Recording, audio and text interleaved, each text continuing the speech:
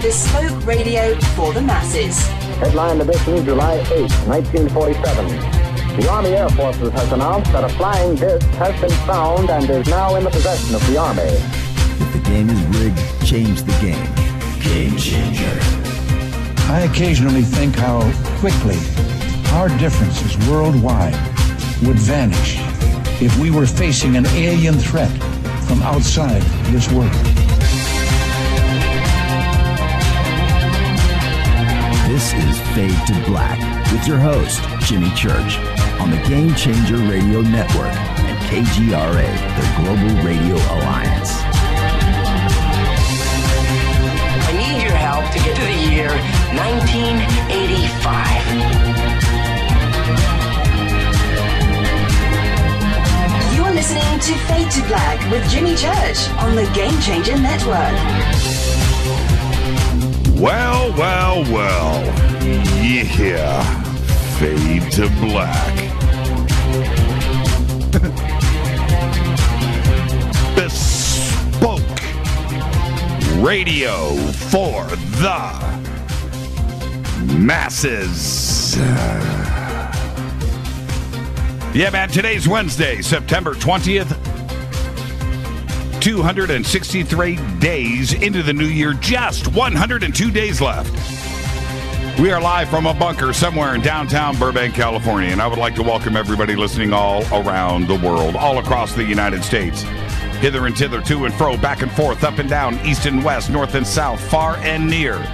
This is Fade to Black for KJCR, the Game Changer Network, and KGRA, the planets. I'm your host, Jimmy Church. What is cracking, everybody? How you doing? Wednesday nights.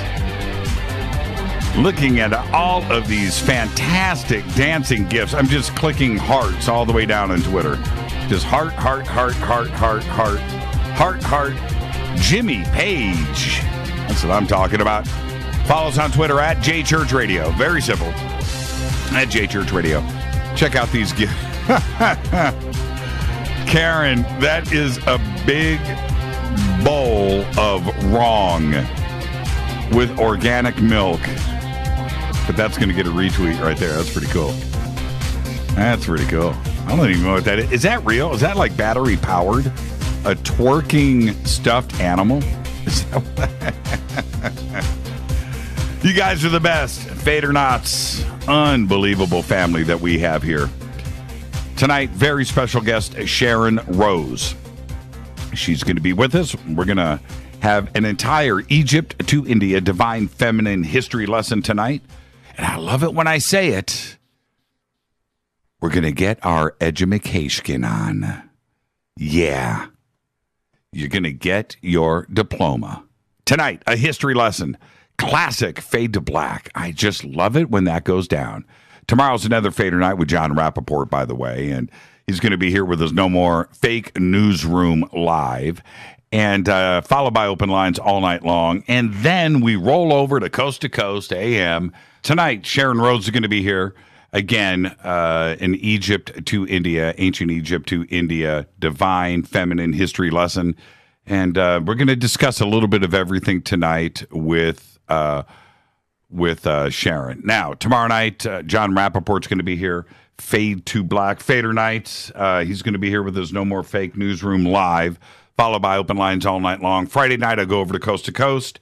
My guest will be Dane Wigington, and we are going to discuss geoengineering, the weather, and is this what is going on?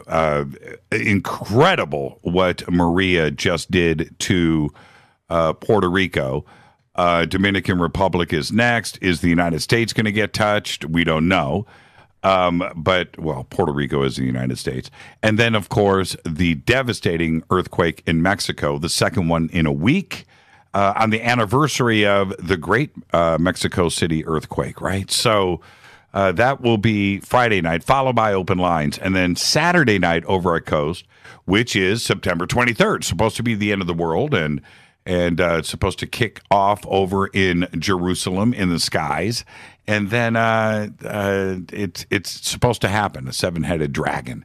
So will it bring down Coast to Coast? Well, that's what I am going to do over at Coast on Saturday night, I'm going to have an end of the world party. I will announce, Coast to Coast will announce my guests tomorrow night. I don't want to preempt them, but it is, it's September 23rd, the end of the world. So there you go. I have to do an end of the world celebration. So that will be Saturday night over on Coast. And then what I am doing over at Coast, which is something rare, but I am going to go to open lines. I'm going to talk to everybody all around the world about the end of the world. That should be going down during our broadcast. So we've got a very busy week here, and Sunday we'll take the day off. Okay? All right. I get to take the afternoon off. All right? Okay. Let's get this show cracking. Follow us on Twitter at JChurchRadio. Facebook, YouTube, everything is Fade to Black. Jimmy Church Radio, Fade to Black, Jimmy Church Radio. It's all good. Okay. All right. Don't know. What's really weird here is the technology that is involved to produce a show like this the technology is crazy. And it could be very, very simple. We could just have one microphone and no phone calls and no guests, right? Okay. Very simple setup there. Once you get into extra phone lines for callers and guests and video cameras and the bunker cam, everything that gets involved here, we have a very technical setup. Very technical setup. One little thing goes down, and you have to just suss it out and try to figure it out. All right? Very, very fortunate that all of these years that we have broadcast, and if you think about it, out of all of the years, we've only had a couple of nights where things have gone down. Pretty much, we have been good. Okay, what's this? What's going on here? I don't know. That's a weird tweet. I don't know what's going on. You tell me. Who posted that? I have no idea. Why would you post that, Mark? That is a meaningless tweet. A tweet means absolutely nothing. You took the time to post that and caught my eye, and there's nothing there. Jimmy at jimmychurchradio.com is the email if you want to question, comment, or do anything during the show. Jimmy at jimmychurchradio.com. All right. Don't forget to subscribe to our podcast. By the way, the Apple Store is straightened out now. Okay, so if you subscribe to our podcast, you can do it on all platforms, which is Apple, Android, everything in between, Kindle. Everything is there. The software that you need, just go to either store, search Fade to Black, and you can download the software. Then go over to Libsyn, get your account. $2 a month. Very simple. We did some upgrades and updates to our Apple app, and it took about a week. It was weird. It was supposed to take a day. It took about a week, but it's up and live now. Okay, or you can become a full-on Fader. Go to our membership area. Very simple. Go to our membership area. We have 4 different levels that you can go to, all the way up to the Game Changer. All right, everything helps support the show. Don't forget all of our great sponsors. Life Change Tea, GetTheTea.com. The promo code there is Fader, Fader. Get the Super Strength Tea. There's a special right now. Go to the specials page, and you will get free shipping because you are a Fader not. Promo code is Fader. River Moon Coffee, makers of the Fade to Black blend. Absolutely the best coffee in the world.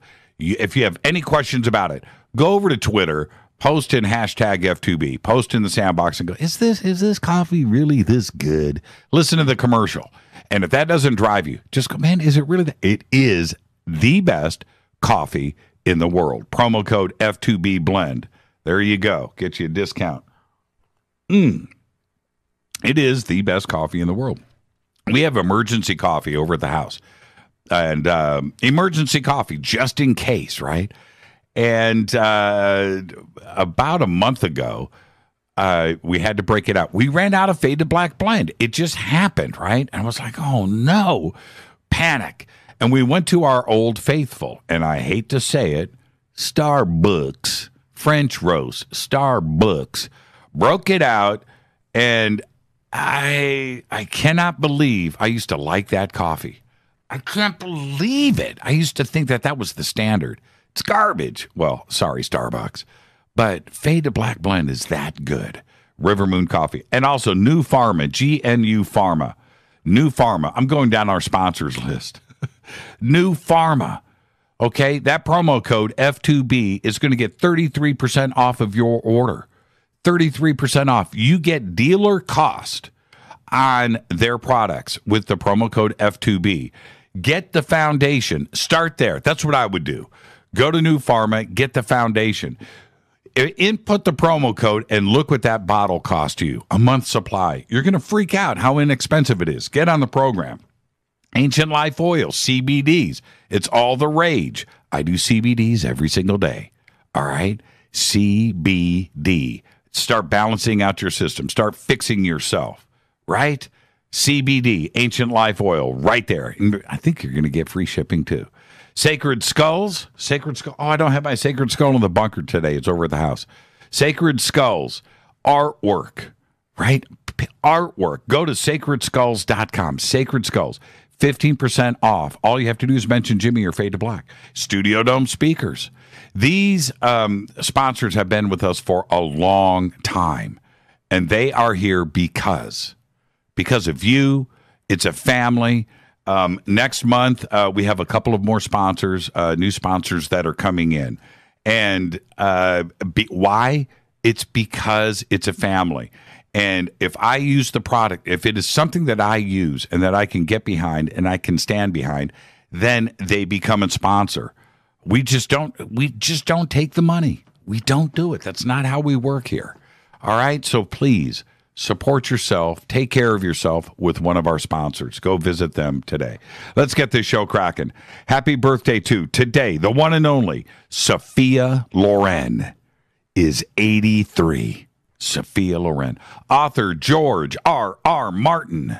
Yeah, Game of Thrones. Today is 69 years old. You know what he drives? I don't know if you know this. You know what he drives? He drives a DeLorean, Back to the Future DeLorean. That's what he drives. That's what dude drives. I suppose I would too if I could. All right. OTD. On this day in history, OTD, 1963. Speaking at the United Nations, President John F. Kennedy suggests that the Soviet Union and the United States get together and cooperate on a mission to the moon. Now, the proposal caught both the Soviets and the Americans off guard. Nobody knew that this was coming, right? Freaked everybody out. And it was a pretty good proposal if you stop and think about it. We won the space race, but nonetheless, and then lost it. But nonetheless, this is the strange part. It was on this day in 1963. 2 months later, he was assassinated in Dallas, Texas. There you go. On this day in history. Fate or fact? All right. I'm doing this for my daughters and my wife. Fate or fact? The Japanese word for handbag is handubagu. That is a fate or fact. Tonight, very special guest Sharron Rose is going to be with us in just a few short minutes at the bottom of the hour, and we are going on a history lesson. Ancient Egypt to India, the divine feminine history. Tomorrow night's another Fate or Night with John Rappaport, and there's no more fake newsroom live. And this weekend, I'm over at Coast to Coast AM. Now, for almost 2 weeks now, Equifax has been now, and you remember what happened, right? Half of America, their 140 million Social Security numbers were released onto the darknet. Hacked. Equifax hacked. Right? Your information is in the hands of the dark web right now. And if you're one of the lucky ones, well, the other person sitting with you, your friend, your boss, your coworker, your son, daughter, their information has been compromised. Okay? Now, for almost 2 weeks, Equifax has been sending people affected by their massive security breach to a bogus website. The non-malicious creator of the imposter site was out to prove a point about Equifax's model for post-breach consumer assistance. Now, in a tweet yesterday, An Equifax representative who went by the name Tim, now just insert a Monty Python reference right there, wrote yesterday, "Hi, for more information about the product and enrollment, please visit securityequifax2017.com. Now, that sounds familiar, doesn't it? Because I visited it. Okay, more on that in just a bit. I tried to register, right? The tweet was sent out in response to a question about Equifax's free credit monitoring program for consumers affected by the company's recent data breach. Now, the only problem is that not the original URL and website the embattled company set up for consumers. It's not the original one. Equifax's official site information related to the incident is called Equifax Security 2017. Do you get it? Do you understand? The tweet was deleted on Wednesday morning, today, but was live on the internet for almost 18 hours straight. Now, it gets worse. 8 tweets in all were sent out by Equifax, directing people to the fake site. And this fake site has been up since September 9th. As of showtime tonight, the remaining 7 tweets directing customers to the wrong site were still live. The lookalike website's URL is titled Security Equifax 2017 and was created by developer Nick Sweeting. Sweeting created the site to point out the danger of Equifax's decision to create a portal called Equifax Security 2017 because of fears that malicious hackers could easily dupe people and steal their information again by simply creating a lookalike site, as Sweeting did when he switched around the word security and Equifax. Sweeting says that his intentions were purely to point out that Equifax acted recklessly in their handling of the people's information after the incident earlier this month. And they did. Why? Because I went and tried to register myself. And I was a bit confused because Equifax was literally saying, and if you went to, and I double checked, this is what I did. I saw the original Equifax tweet. I then went to a bunch of different mainstream media websites that had the Equifax story in it. And in that story, it said Equifax has created a free credit reporting service. All you have to do is click here. And this was in the mainstream media all the way around. I'm like, okay, all right. So I was clicking on the Equifax website, and it took me to a site that just didn't feel right. Didn't look right. I'm thinking, man, Equifax, what's going on here? So then I went to the mainstream media sites. I'm thinking, this has got to be safe. They know what they're doing, right? I clicked on those, and they were taking me to this bogus website. And in fact, I think a fourth site, I'm not going to say who it was, took me to another site altogether, and that flagged my software, my virus software. Now I'm thinking, what's going on here? Is the Equifax story true, right? Is the links here, what is going on? And it says Equifax Security. I go to the Equifax website. They've got a link there, and it's taken me over to what appears to be the same bogus website. I didn't know what was going on. When I went to, and I attempted to log in and register, it wouldn't do it. And it kept kicking me back out from the Equifax website, kicking me out, and then to another website. And then on my screen, I was getting spam ads popping up. You know, the old days. Now, I've got pretty severe software that I run here. Okay? I feel like I'm pretty locked down. As locked down as one can be, right? Okay. I haven't seen spam ads pop up on a screen in a long time. And I was getting it from the Equifax website. Something was funky, right? Now, Sweeting, although he said he had the best of intentions, and I get that. I'm quoting here. He said, it's in everyone's interest to get Equifax to change this site to a reputable domain. And I thought the same thing. What is this Security Equifax 2017 or Equifax Security 2017? It's like this weird, it's a weird, Why not have it inside the Equifax website? You go to Equifax, their website, and you click on a link that literally says sign up here, right? And it doesn't take you out to some subdomain, another website. Stay inside. It's crazy, right? So he went on to say, I knew it would only cost me $10 to set up a site that would get people to notice. So I just did it. Trippy, right?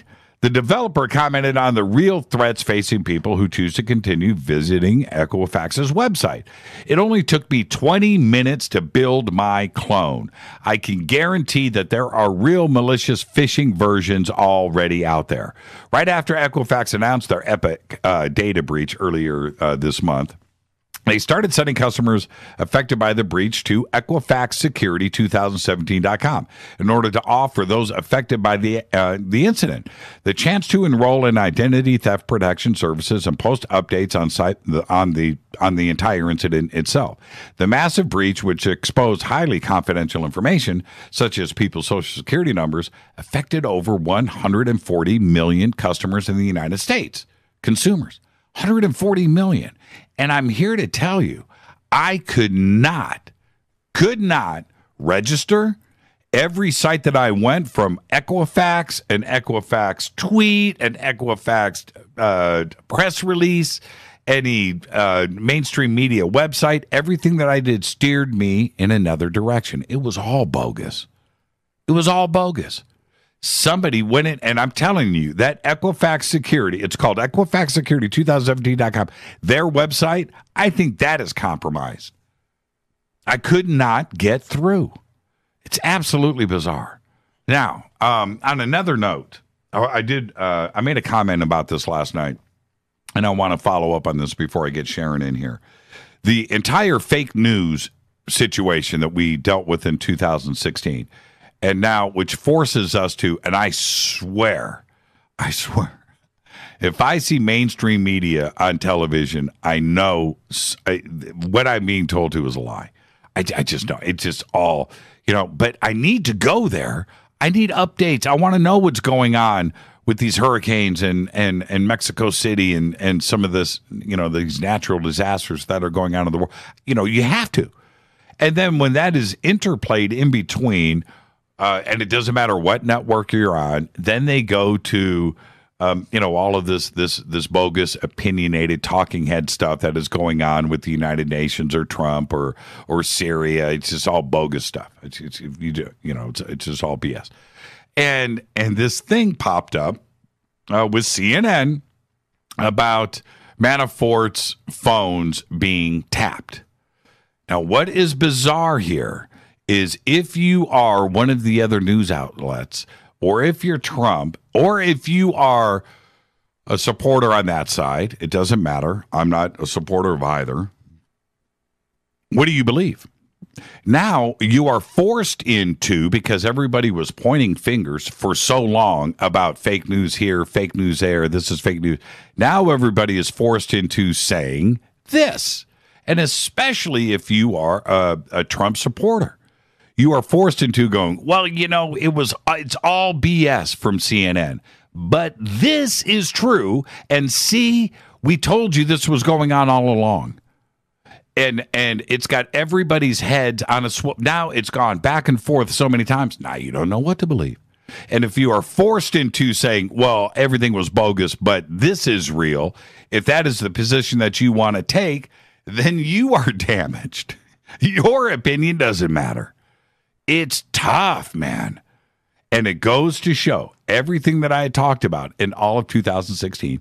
You don't know what to believe. So with this story here, right, with the phone tapping, which may be true, it may be an actual real story. Flip that over 180 degrees. This may be true story off of CNN, of all the networks, right? Of all of them. What is the real truth behind it? That's the bizarre situation we find ourselves in today. We don't know what's going on. And seriously, take my original advice. Just don't watch it at all. Man, just watch it for the real stuff. What's the real stuff? we've got natural disasters going on. We've got craziness in Mexico City with that earthquake. We have hurricane after hurricane after hurricane. Things are nuts. Watch it for that, if you need to. This is Fade to Black. I'm your host, Jimmy Church. Truly bespoke radio for the masses. Our guest tonight, Sharron Rose. I'll be back in just a couple of minutes with our guest, Sharron Rose. Stay with us.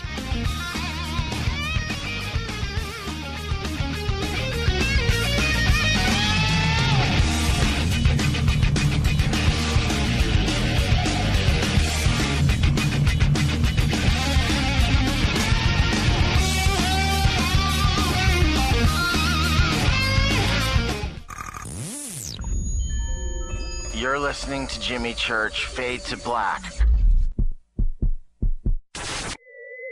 Fade to Black will now pause for alien identification. The station that talks the net. KGRA Radio. When you take the beans from Central America with dashes of Indonesian and African mixed in and then roast it to the dark side of Fade to Black, you create the ultimate brew of fringe. Introducing the Fade to Black blend from Rivermoon Coffee. Yes, Rivermoon's darkest customized roast was created for the love of Fade to Black. The alchemy of masterful roasting and smoking the beans is in every sip of this full-bodied, dark Java. I need my coffee dark, deep, with distinct bittersweet chocolate highlights, just like the bunker. Leaning further into the darkness of the roast is Fade to Black blend from Rivermoon Coffee. Just click on the banner at jimmychurchradio.com and use the promo code F2BBLEND for 15% off of your order today. Go Beckley Teppy. Hi, folks. Let's wind the clocks back 60 years. Food was different.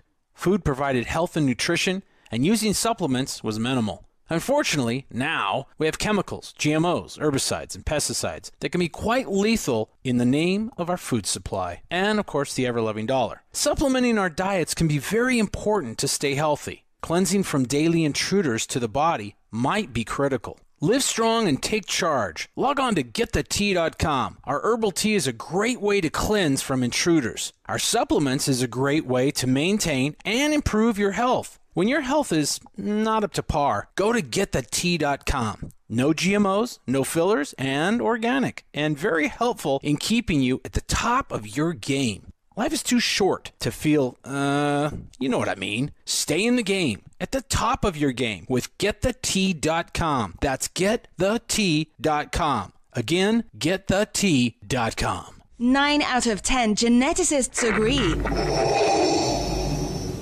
Fade to Black is not your father's radio show on the Game Changer Radio Network and KGRA, the planet.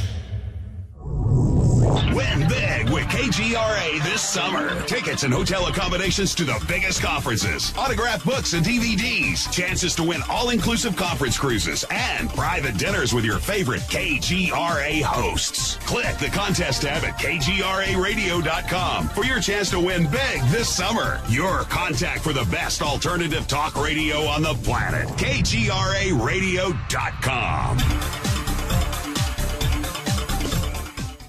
Hi, this is Rob Reiner from Anvil, and you're listening to JimmyChurchRadio.com. What's up? I'm Chris. What up? This is Kyle Massey, and you're listening to Jimmy Church Radio.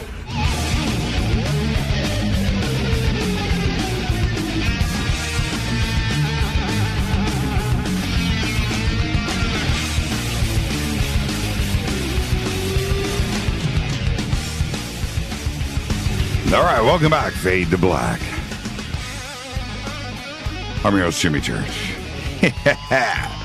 Just love saying that, Fade to Black. On the Game Changer Network and KGRA, The Planet, you can follow me on Twitter at JChurchRadio. Use hashtag F2B for the sandbox. Come and hang out with us. We have all of the chat rooms live and open.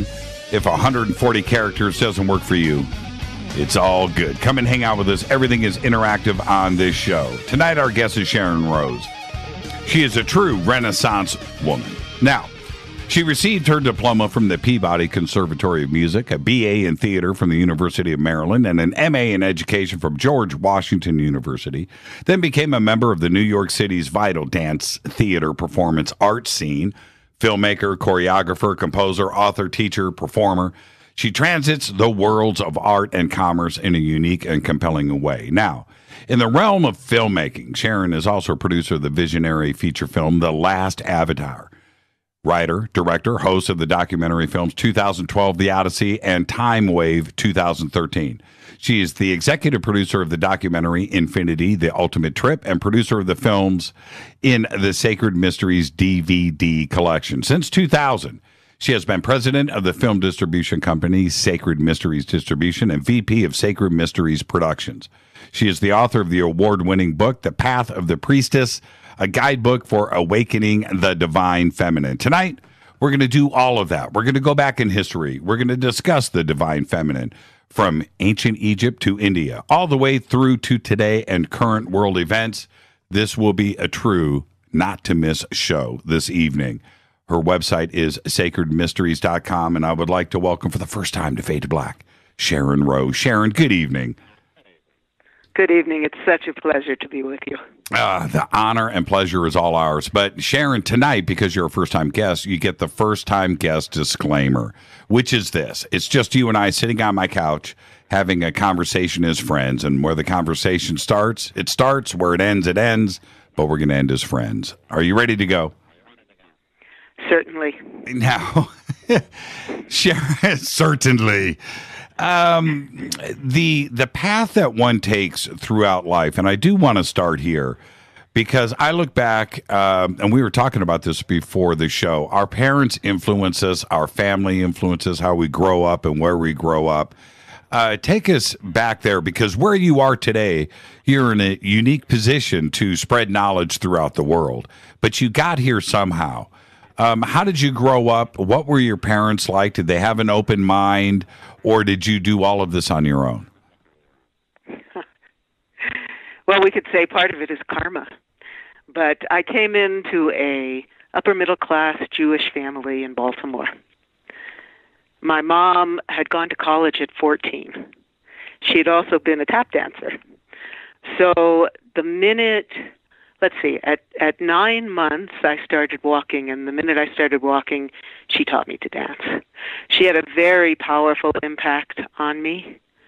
She took me to schlepping, she would call it, to dance classes, singing classes, acting classes throughout my childhood. And all of those things gave me a really unique perspective on reality. My dad, at the same time, had a chain of supermarkets in Baltimore, all in the black neighborhoods. So very young, I was surrounded by African-American culture. And due to him, I believe, and her, I believe that I was raised without a sense of difference, right, without a sense of prejudice. I'm very grateful to them for that, and also for the incredible artistic training. I mean, my dad, of course, supported financially all of this training. So, but at the same time, I was a little odd. They were Jewish family. Here I am going off into India and Tibet, all of these different countries. So my mom hung in there with me. My dad at times thought I was really strange. Now, but still, go ahead. Throughout all this, I felt their love and support of them and my family. And that's the creative side, the artistic side. And then we have the supernatural. I'm just using generic terms here. The supernatural, the alchemy, the mystery schools, and everything else that you speak about with such clarity. How are they with that side? Was there an alchemical side to a Jewish upbringing in the Northeast? Not really.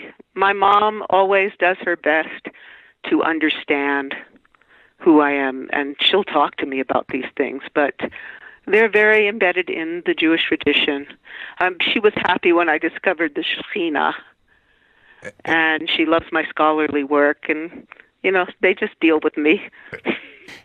And I'm very curious because when somebody has the turn in life where you have a decision to make and you go into the mystery schools and that kind of history, what happened for you? Did something happen in your life that was maybe supernatural that you couldn't explain?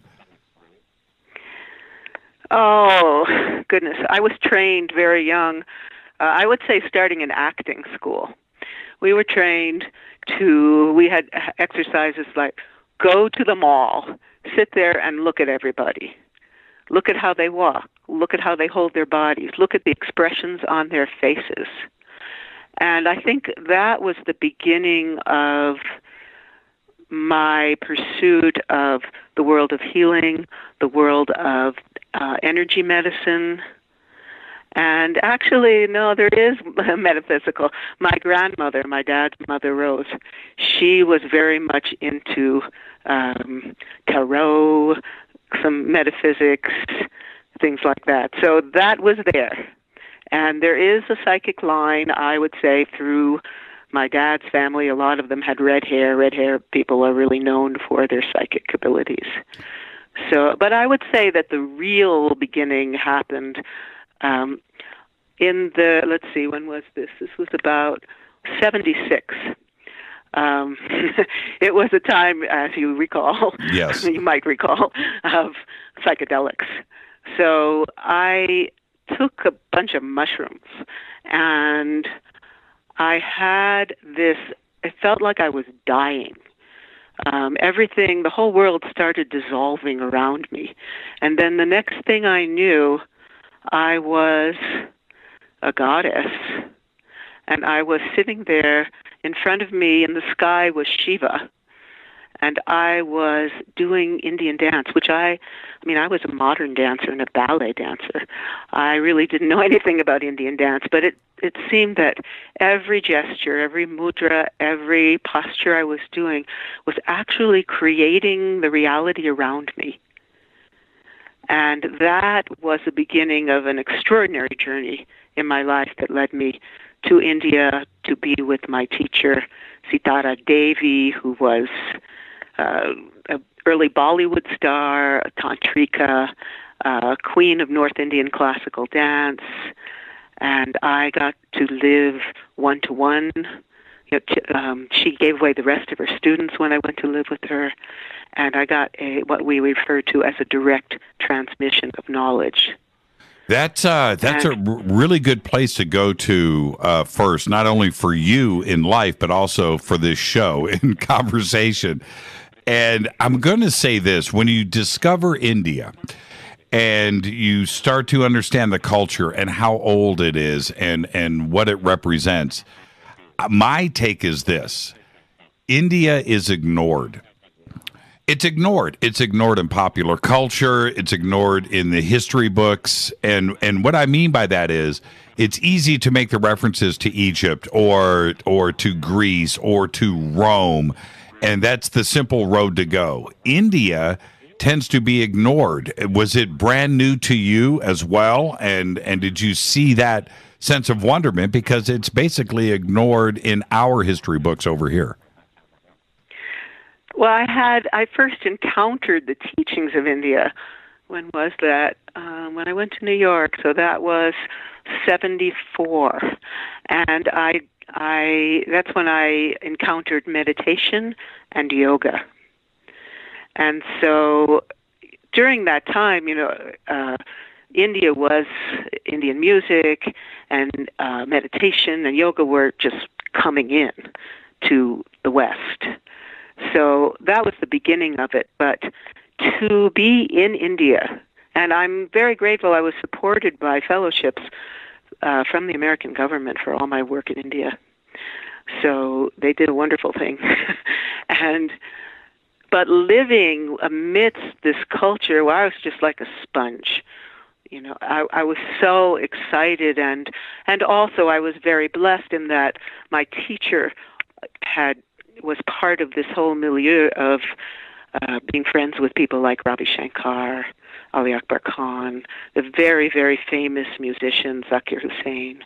And so I was immersed in this very high level of artistry. And if you know Indian music, it goes back and back, same as dance, back and back and back. I mean, the dance is North Indian dance, Kathak, is a transformational tantric form in which you are the storyteller. You become all of the deities and the demons and the animals in the stories. Actually, that's how the Vedic tradition was transmitted to the general public in India. So not only did I become immersed in what it felt like to be an Indian woman. My teacher, she told me, we're throwing away all your Western clothes. You can only dress in a sari. You have to understand what it feels like to be the goddess, what it feels like to be an Indian woman. So it was an extraordinary adventure. How long did that teaching go on for?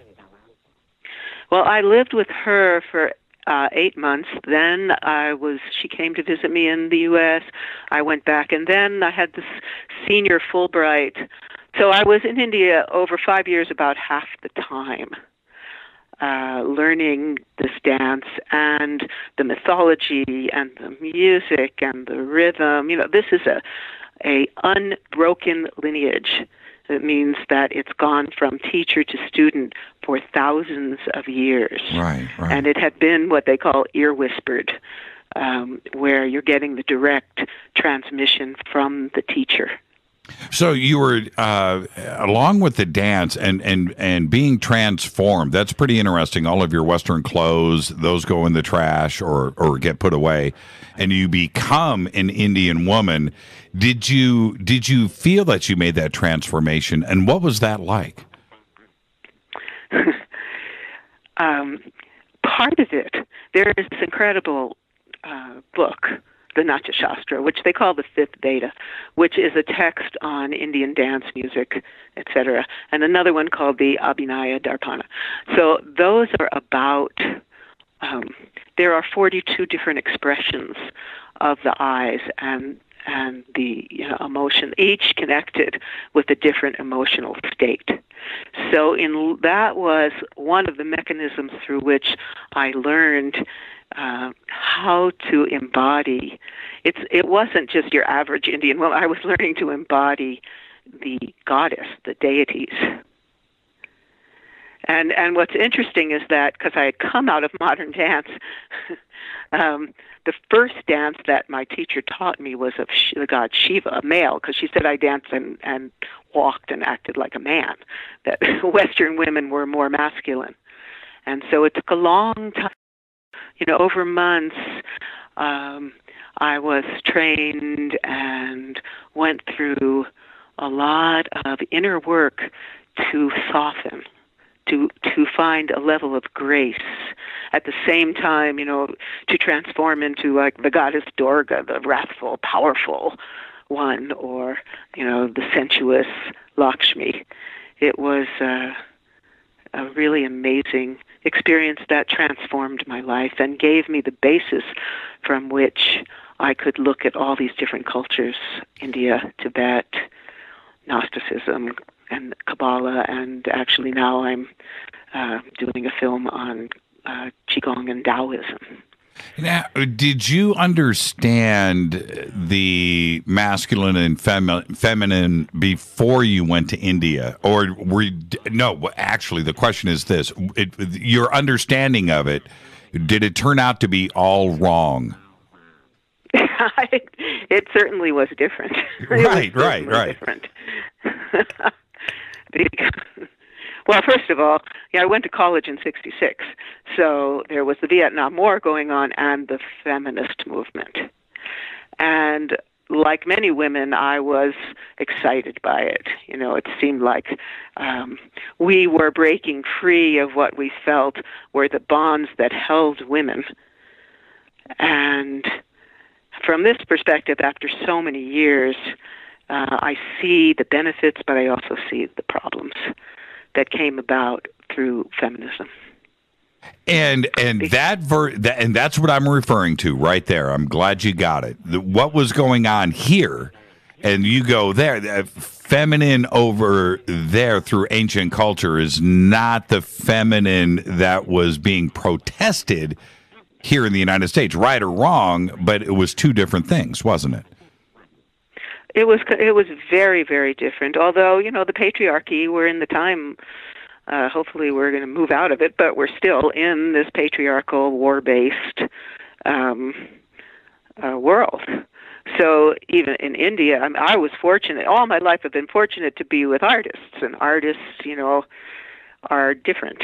They have different sensibility, different take on reality than, and generally, at least the artists that I associate with are doing their best to bring people together to,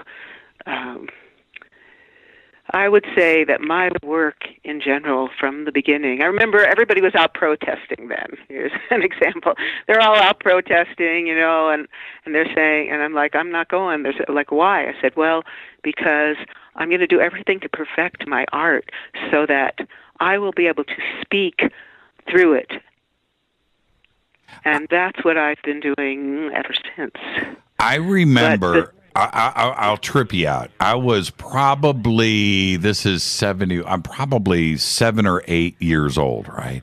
And I'm living on campus or at the edge of Western Michigan University. My dad's going to school. He's going back for his degree in music. So I go down, and I'm just a kid, and there's a protest going on down at these mirror pools in front of the main building there at Western Michigan. And I go down, and I'm looking, approaching me, and I see the protesters behind with the signs and everything. There's a couple of thousand, but approaching me is about maybe 100 hippies locked arm in arm in a line, and they're coming up across this field, and I'm walking towards them, and it's the whole thing. It's the leather jackets with the fringe, and the belts and the bell bottoms and headbands and the whole trip, right? Anyway, they're walking toward, and I walk up and I said, "What are you guys doing?" And I thought, man, this looks kind of cool. And somebody said to me, we're protesting the war, man. And they walked past me, and I thought, that's the most beautiful thing I've ever seen. They're arm in arm, and they're protesting, and it's supposed to be crazy, and it wasn't. But that's what was going on in 1969, 1970 here in the United States. And I was witness to all of this. The children today, society today doesn't really understand what the 60s were actually like. It's like a distant memory. Well, the 60s, there was this incredible opening. And what's really sad is that a lot of those people, instead of moving forth with that opening and continuing that opening, just fell into the cult of consumerism and the me generation. And I think that has led us to the difficulties we're in right now. Yeah, and when we get back off of the break, we are going to talk about that. And I want to, before we get there, I want to discuss the divine feminine that you found and learned about in India compared to Egypt and ancient Egypt, because your research there is also second to none. Is it the same approach in both cultures? What did they understand so many thousands of years ago that we don't today? And did they approach it the same way?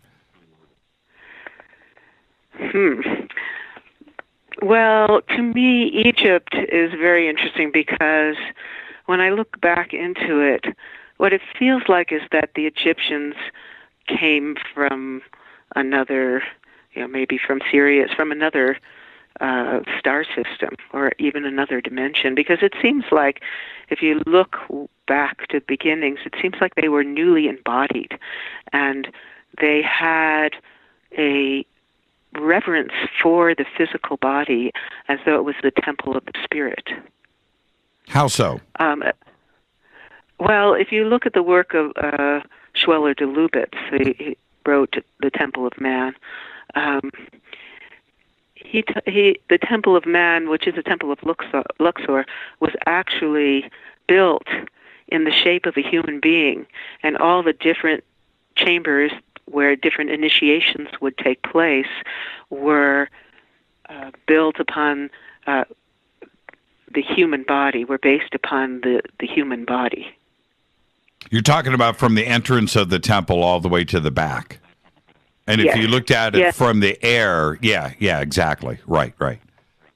And it seemed, if you look at their teachings, it seemed like they were newly embodied, that nature was extraordinary for them. I would say in the Indian culture too, if you go back, I mean, now we have to go back to the beginning of the yugas, of the cycles of time.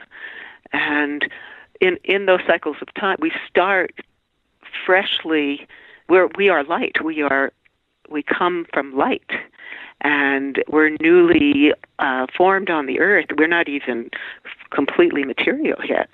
And then as these ages unfold, we become more and more and more and more dense until here we are today, or we could say more and more and more and more veiled from our true nature. We fell into duality. So Egypt, if you look at even their netters, their gods, some of them are animal-headed. Right. And so what were they doing? And even in ancient India, the same, in Tibet, in shamanic cultures, they were amazed at the powers of nature.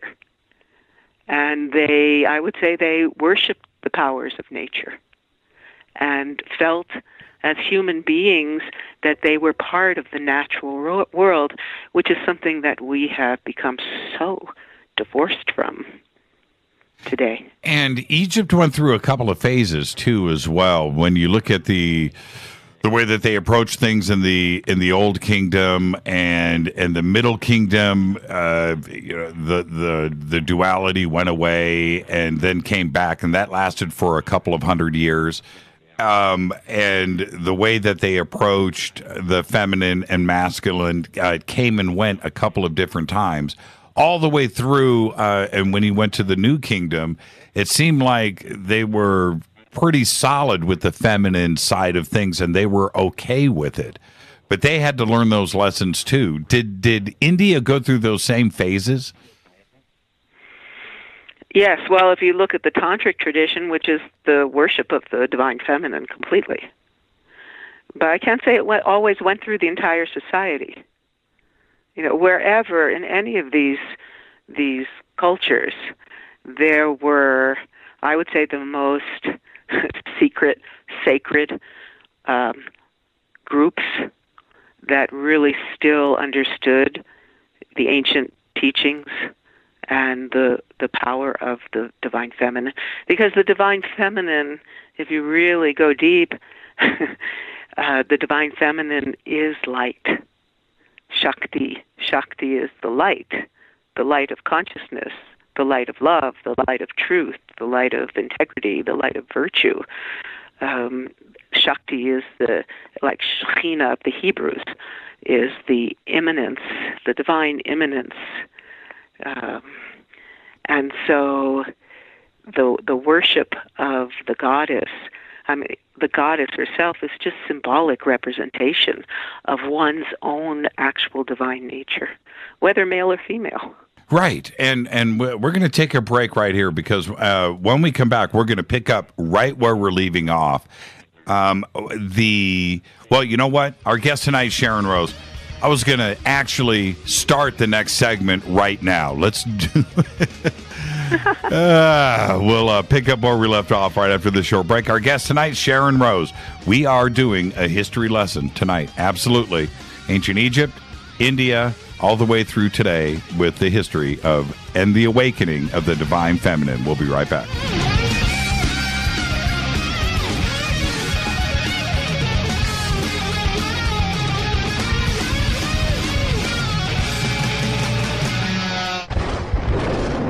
This is Fade to Black with Jimmy Church on the Game Changer Radio Network and KGRA, the Global Radio Alliance. This is KGRA Digital Broadcasting Station, Salt Lake City, Utah, Van Buren, Arkansas. Hello, I'm Katie, and you're listening to my main man, Jimmy Church, on jimmychurchradio.com. Hi, this is Ray Hobbs here, repping the planet, and you're listening to my good friend, Jimmy Church, Fade to Black, on the Game Changer Network and the KGRA Digital Broadcast Station. This is Toby Kebbell. You're listening to jimmychurchradio.com. Don't hurt me, Jimmy. I'm only little. Hey, I'm Adrian Grenier. And this is Ari Gold. We're the Honey Brothers. Yes. We're of the Honey Brothers. Hey, I'm Adrian Grenier. And I'm Ari Gold. We're the Honey Brothers. And you're listening to Jimmy Church. The Revolution. Ancient Life Oil. Life-changing. The real oil. CBD is truly Ancient Life Oil from the source. This oil has no psychoactive effect and is also legal in all 50 states. When you're healthy, you're happy. The truth about this wonderful plant is that it wants to give back to mankind life, longevity, and happiness. Ancient Life Oil are golden grade, all organic, non-GMO, and infused with high-quality liquid coconut oil. It's simple. Just go to ancientlifeoil.com today. That's ancientlifeoil.com. The best, purest, organic, and non-GMO CBD in the world. Go Beckley Tappy. The statements made regarding these products have not been evaluated by the Food and Drug Administration. These products are not intended to diagnose, treat, cure, or prevent any disease. Please consult your healthcare professional about potential interactions or other possible complications before using any product. What's up, Fadernauts? Studio Dome loves Fade to Black and the F2B audience so much that they have put together the ultimate stereo Bluetooth system. They've done it just for you. Man, check this out. The Studio Dome SBB2 stereo system is here. It's featuring two Studio Boombox 2 SBB2 wireless Bluetooth speakers, packed in its own custom hardshell case. This Studio Dome system features the very latest in stereo Bluetooth technology. The two full-range boomboxes are in true wireless stereo. You've got to hear this. It's amazing. It's just $129 and use the promo code JCRTWS and you'll also get free shipping. It's simple. Just go to jimmychurchradio.com, click on the Studio Dome banner. Go Beckley Tappy. This is Micah Hanks of the Gralien Report, and you're listening to Jimmy Church on Fade to Black, across the globe on the Game Changer Radio Network and the one and only KGRA Radio, The Planet.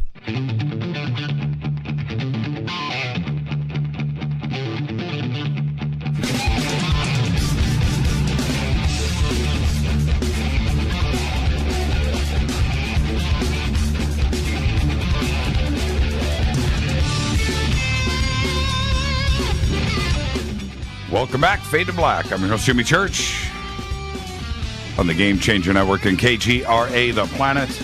Our guest tonight, Sharron Rose. Follow me on Twitter, @JChurchRadio. Hashtag F2B is the sandbox. Come and hang out with us. All the chat rooms are open over at KGRA and Spreaker, and everything is interactive. Email is jimmy@jimmychurchradio.com. Now, Sharron, this is what I was leading into right at the break. And I'm getting a weird echo, by the way, Sharron, on my voice. Close the phone closer to your ear. I think it's bleeding into the other end of the phone, but that's okay. The guy out there, the masculine guy that's listening to this show right now, is probably thinking this thought. I'm a masculine, I'm a man. I don't need this feminine thing. They don't understand what we are talking about. So let's start here. When we are talking about feminine and masculine, we are not talking about giving up your masculine side of your own self. We're talking about the world and cultures in general. So help us out. What is the definition of the masculine and the feminine? Oh, what a question. Yeah, we have to do it. Let's start by my acknowledging my beloved masculine counterpart, Jay Widener. Right.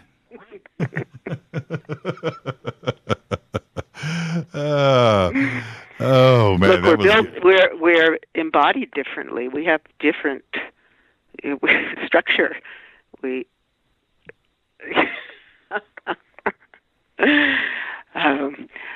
If you really think about this, think about the father and think about the mother.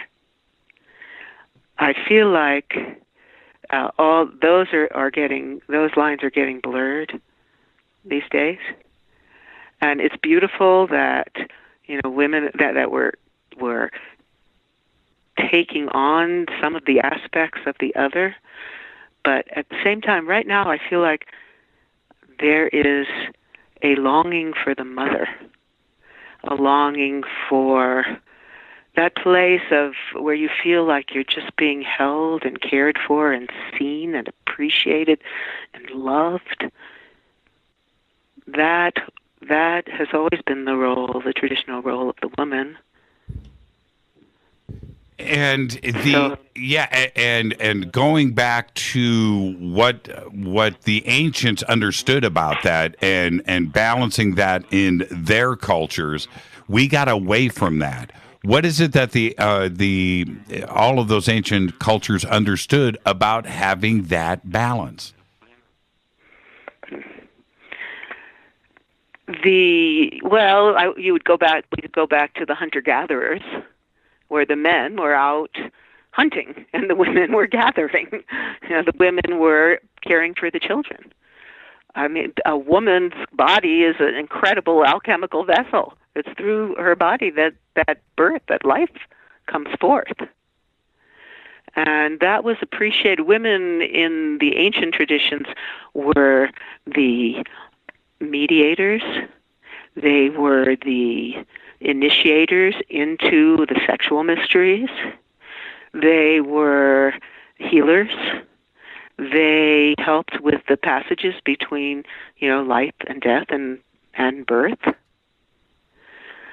And the men really kind of supported that. The men, it's like in some, I mean, there were, of course, men who were spiritually oriented always. So I just feel that right now there is a tremendous amount of confusion over masculinity and femininity and just gender in general.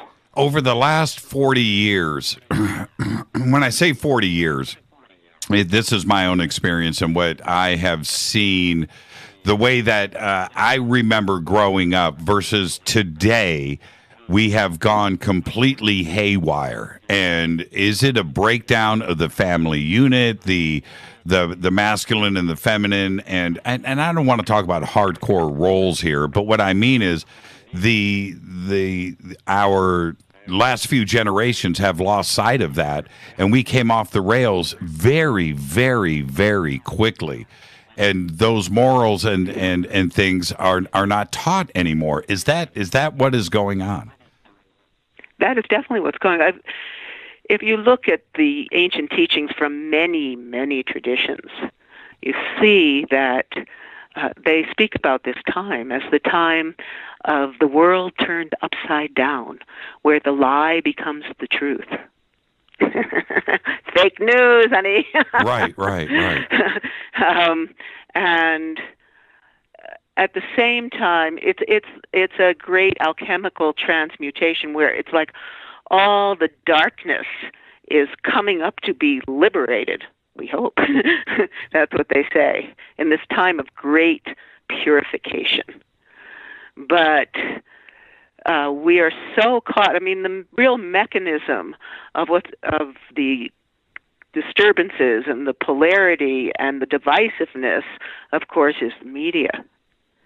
The media has been able to.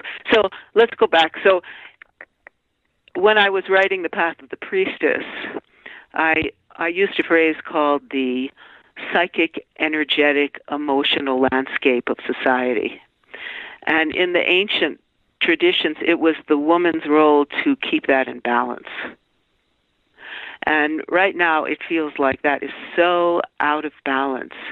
Women, we'll go into the feminist movement here, we burned our bras, we rebelled against the consumerism, we rebelled against, being stuck in the home, having children, and we rebelled against all that, but I can't, honestly, a lot of women my age who fell for it went into the corporate world, who emulated men, who wanted to be men, are very lonely and unhappy right now. And is the same, and I want to stay on this too as well, but is the same breakdown going on in some of the countries around the world that have an old culture? We're only 200 years old here. We don't know what we're doing. We don't have a culture. But is the same breakdown happening in India or across Europe where some of these cultures go back 2,000 years? Of course, it's happening everywhere. It's the nature of the times we live in. Is it because they wanted to follow what we were doing here in the United States with the feminist movement of the 60s and 70s? Oh, that could be part of it. I think it's just, I would say it's consumerism. I think the materialism, the desire for and the attachment to things has just taken over the world, and I think that has to do with, my son went to a Waldorf school, so they weren't allowed to watch TV really until they were in 6th grade because they didn't want to have an effect on their innate creativity. Interesting. Yeah, so we are being imprinted. Everything we watch, the media is creating this phantasm and taking us away completely from our true nature, whether male, female, or other. It's taking us into the realms of desire and anger and attachment and frustration. And just, you see it going on. It's everywhere. Look what's going on in Europe with women. That's something about the feminist movement that really concerns me, because we fought for equality and a level of freedom economically and in our lives. And right now, I've talked to women in Germany who are afraid to go out on the street. A woman that works with refugee women who are terrified. Terrified of what? Well, they're terrified. They've been told that if they... this is a psychiatrist. They've been told that if they integrate into the culture, that they will be sent home and punished. You're talking about the refugees. Yeah, my heart goes for them, I've seen it in India. I've seen it all over. At the same time, there should be a way. We need to go beyond all of this, my culture, your culture, we have to go beyond the stuckness we're in, the anger we're in, the hatred we're in, to a place where there is a balance again, where we really see each other beyond the veils, beyond all of the garbage, I'd call it, that we are being, that's being fed to us, that divides us, that I would say, honestly, I feel that men in the West have become, they've really changed. They're much more grateful and see women. They're polite. I see a lot more of that in the West than I did in India.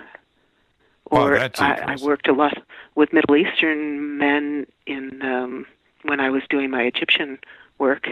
And, they were artists, so it's a little different. But in general, those old patriarchal values and are are still going on.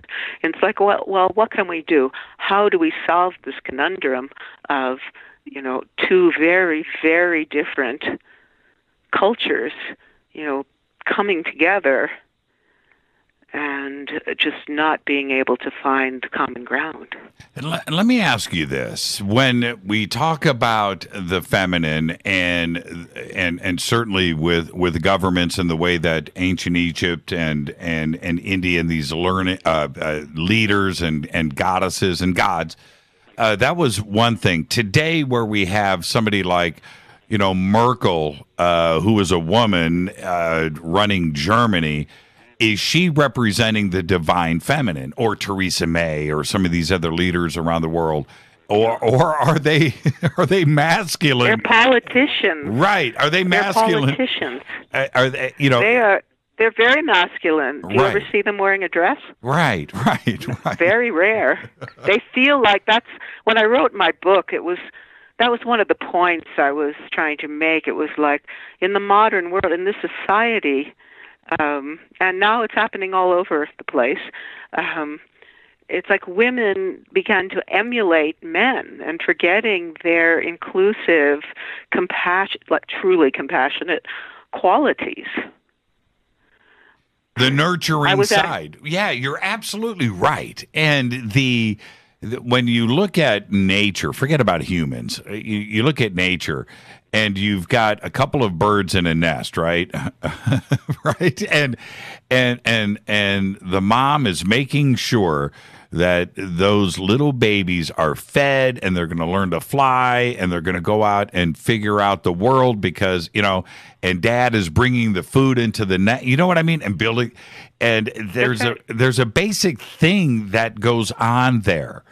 And when we look at these other world leaders, and I'm bringing up Merkel specifically, or Theresa May, where the men out there are going to say, see, women are representing the women, and they have an equal shot, but it's not really the case, is it? They are masculine in a woman's body. And am I wrong to look at things that way? That's what I think is going on. I would agree with you. As I said, women, these women that go into politics they're going into what was a man's world. I mean, it wasn't always a man's world. In shamanic societies and ancient societies, it wasn't. Women actually were the mediators. They were there to assist, to help, to bring some kind of harmony and balance into the situation. Now there's women have become warmongers. That is so, although they'll talk about Amazon women and all this, but I don't think women who bring children into the world, I don't think that war is in their true nature, unless they're in a situation where they have to defend their children or their house, families, right? Yeah, or their home. The where does this? We're not born that way. Where does this start? I had read today, leading up to the show. I wanted to share this with you. This is a really trippy fact. This is a fact that children are not understanding of competition and war until the age of 4. They're not. They don't even understand. They don't even relate to it. And then something happens after the. But up until then, even if you try to teach it to them, they don't understand it. They don't get it. It's a pretty fascinating thing. So apparently, somewhere around the age of 4 or 5, kindergarten, right? things start to go wrong, don't they? Well, they start becoming socialized, right? Prior to that, I mean, you start from, in some ways, socialized from the time you're born. But at that, I would say around that time, your cognition comes to where you can, take in all this information. I don't know these days with 3-year-olds using iPhones and computers, they're getting directly zapped with all this stuff. Yeah, 100%. Yeah.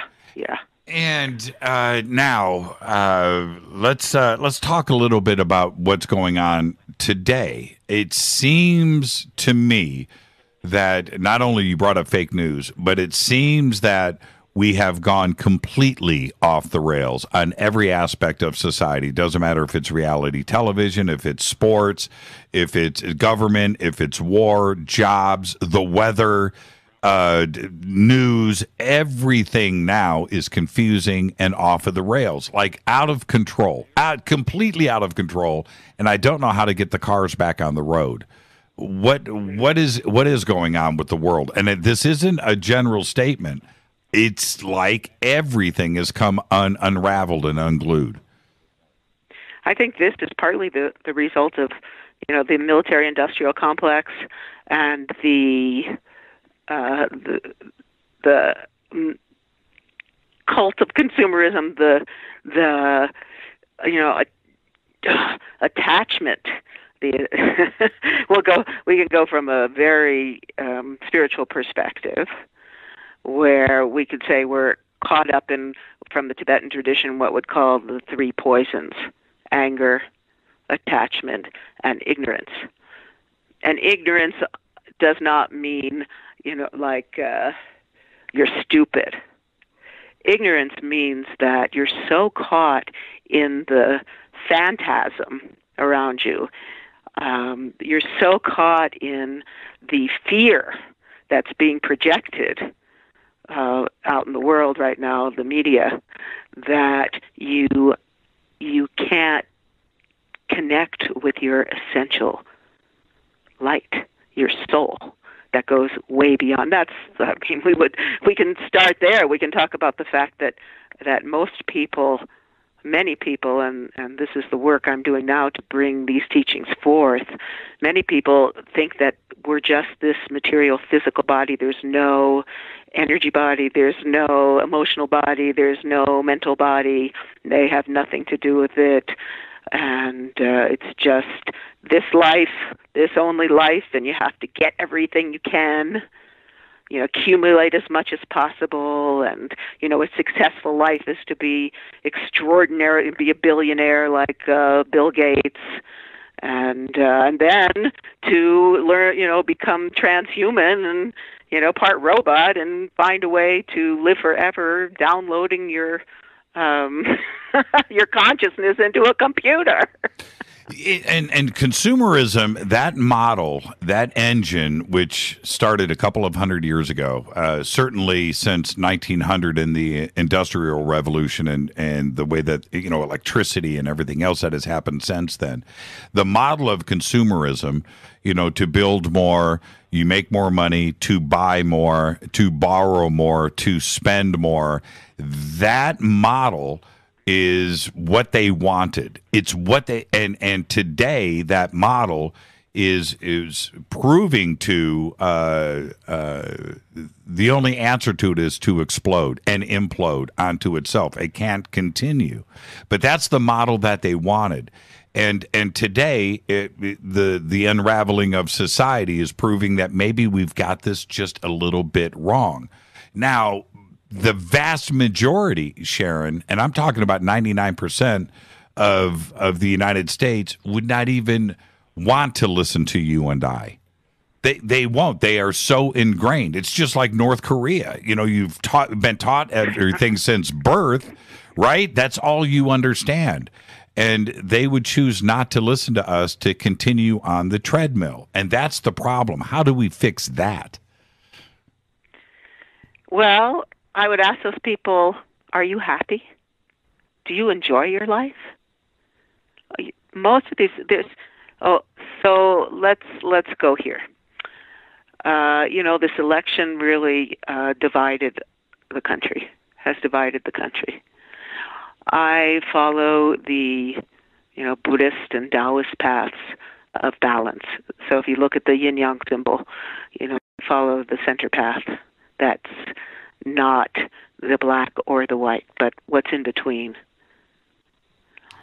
And people have become so divided that even those of us, there are many that that say they're following spiritual paths, yet will not listen, will not open their minds to the other side. They are caught in such anger and such what I would call suffering. You know, there is a concept in the Bun shamanic tradition of Tibet, put forth by my teacher Tenzin Wangyal Rinpoche, of the pain body, the pain speech, and the pain mind. And I feel like our whole society, clearly there are those of us who are spiritual practitioners who are actually on a path. But in general, society is so caught in suffering and pain that they're actually addicted to it. They're addicted to the drama. They're addicted to the emotional stuff that they can't even see beyond it. So how do we get beyond it? We have to come back to our true nature. Well, it's a hard lesson for everybody to learn, isn't it? You know, you get to, you're taught, you know, that you have to do this. You have to consume. You will be happy after you get the 4-car garage and the 4 cars in the driveway. And that will be the completion of life. You get to the age of 60, you look around, you've got the house, you've got the cars, and you say to yourself, I wasted my entire life because right now I'm not happy. This was not what I thought life was supposed to be, but it's a life wasted, right? That's exactly what goes on. You know, you're going to die, and you can't take these things with you. Right? You can't take them. When I've been talking to the Taoist masters, because I'm doing this film called Quantum Chi, the Taoist art of nurturing life, and they are the happiest. I've taken teachings and, you know, done practices for many different traditions, and these are the happiest people. They're very embodied. That's the other thing that's going on now, is that we're disembodied. We spend more time looking into a computer screen than we do out, you know, in nature walking. You know, our chi is being drained. Our life energy, our vital energy, is just being drained. Honestly, I have to tell you that with everything going on, it makes one wonder if there is, you know, if there is something going on like a terraforming of the earth by beings that really do not have our best interests at heart. Yeah. Yeah, and the examples of it are everywhere. I stumbled into it. I wasn't taught this, right? I stumbled into awareness where I found that I was physically changed by certain things in a technological society. And when I turned off those certain things, I physically changed. I felt better. Right? And it is an amazing thing. Now, I stumbled onto it. I got lucky. But as soon as I took out those negative elements of my life, I physically changed. Sharon, I am telling you, I felt better. And when I go and I dabble into the negativity, I get sick. I change. Yeah, that's right. How can you? We're in a society where there are not, although there's a whole group that is, you know, it's shifting in some ways with, you know, energy medicine and acupuncture and all these alternatives. But we're in a society where you're told, oh, I have an ache. Okay, take a pill. Yes. You don't have to deal with it. You know, we think that we can take a pill. We don't even realize that our thoughts have an effect on our emotions, which have an effect on our physical body. The Taoists will tell you that each organ, like the liver, holds anger. And there are all these techniques that you transform that into kindness.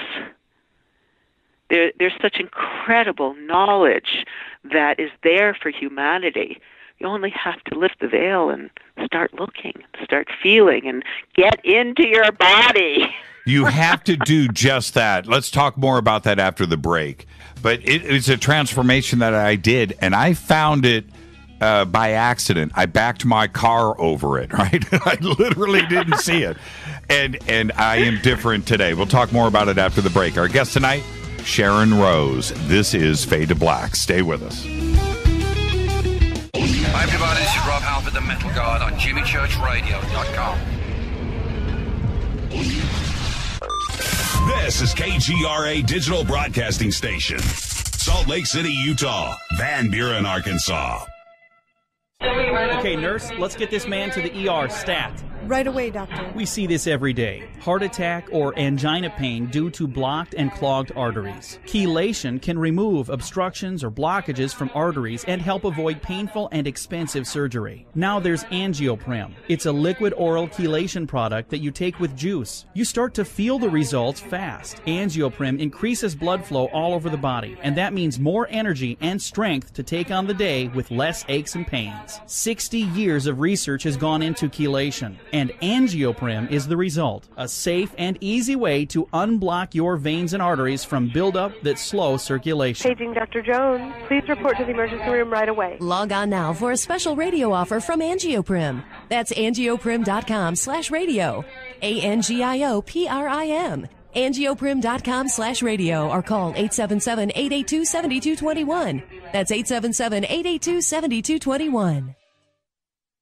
So, you love talk radio? Then you'll love TalkStreamLive.com. TalkStream Live is always on, 24/7 with the best streaming talk shows. Find your favorite talkers and discover some new ones. It's free, readily available online or on any smartphone or tablet. Finding your favorite talk shows all in one place has gotten a whole lot easier. Just go to TalkStreamLive.com. Be sure to download the free apps from Google Play or the iTunes App Store. Your contact for current news and trending topics. KGRARadio.com. Do you worry a lot? If you're forgetful, nervous, moody, or overwhelmed, chances are you're not protecting yourself from the ravaging effects of stress and anxiety. No matter the cause, ongoing stress and elevated levels of the stress hormone cortisol can rob your memory, your health, your quality of life, and your future. Now you can combat the effects of stress and anxiety while improving your memory and recall at the same time with the dietary supplement Calm and Clever. Studies show that the ingredients in Calm and Clever reduce cortisol by as much as 30% in as little as 1 to 2 weeks and increase your ability to recall facts, names, and numbers in 4 to 12 weeks. Calm and Clever was created by scientist Kurt Hendricks, a principal investigator in 2 NIH-funded studies on Alzheimer's disease. Try Calm and Clever for 2 months. You'll feel the difference. Call 1-800-758-8746 or go to calmandclever.com. Did you know that when you're on the road with limited data or Wi-Fi available, you can still listen to every minute of Fade to Black by just calling 605-562-4482. No smartphone, app, or internet needed. It saves your data plan and no extra cost if you have unlimited minutes. Just call 605-562-4482. You can listen to me, Jimmy Church, on any phone, anytime, anywhere. Go Beckley Tappy.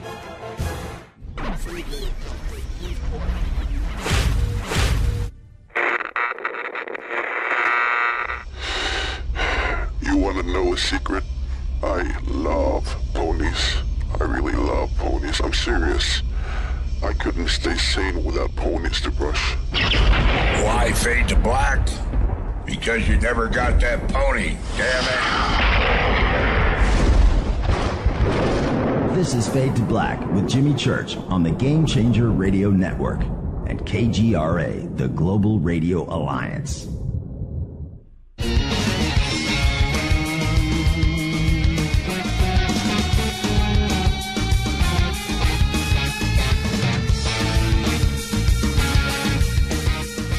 Welcome back, Fade to Black. Our guest tonight, Sharron Rose. I'm your host, Jimmy Church.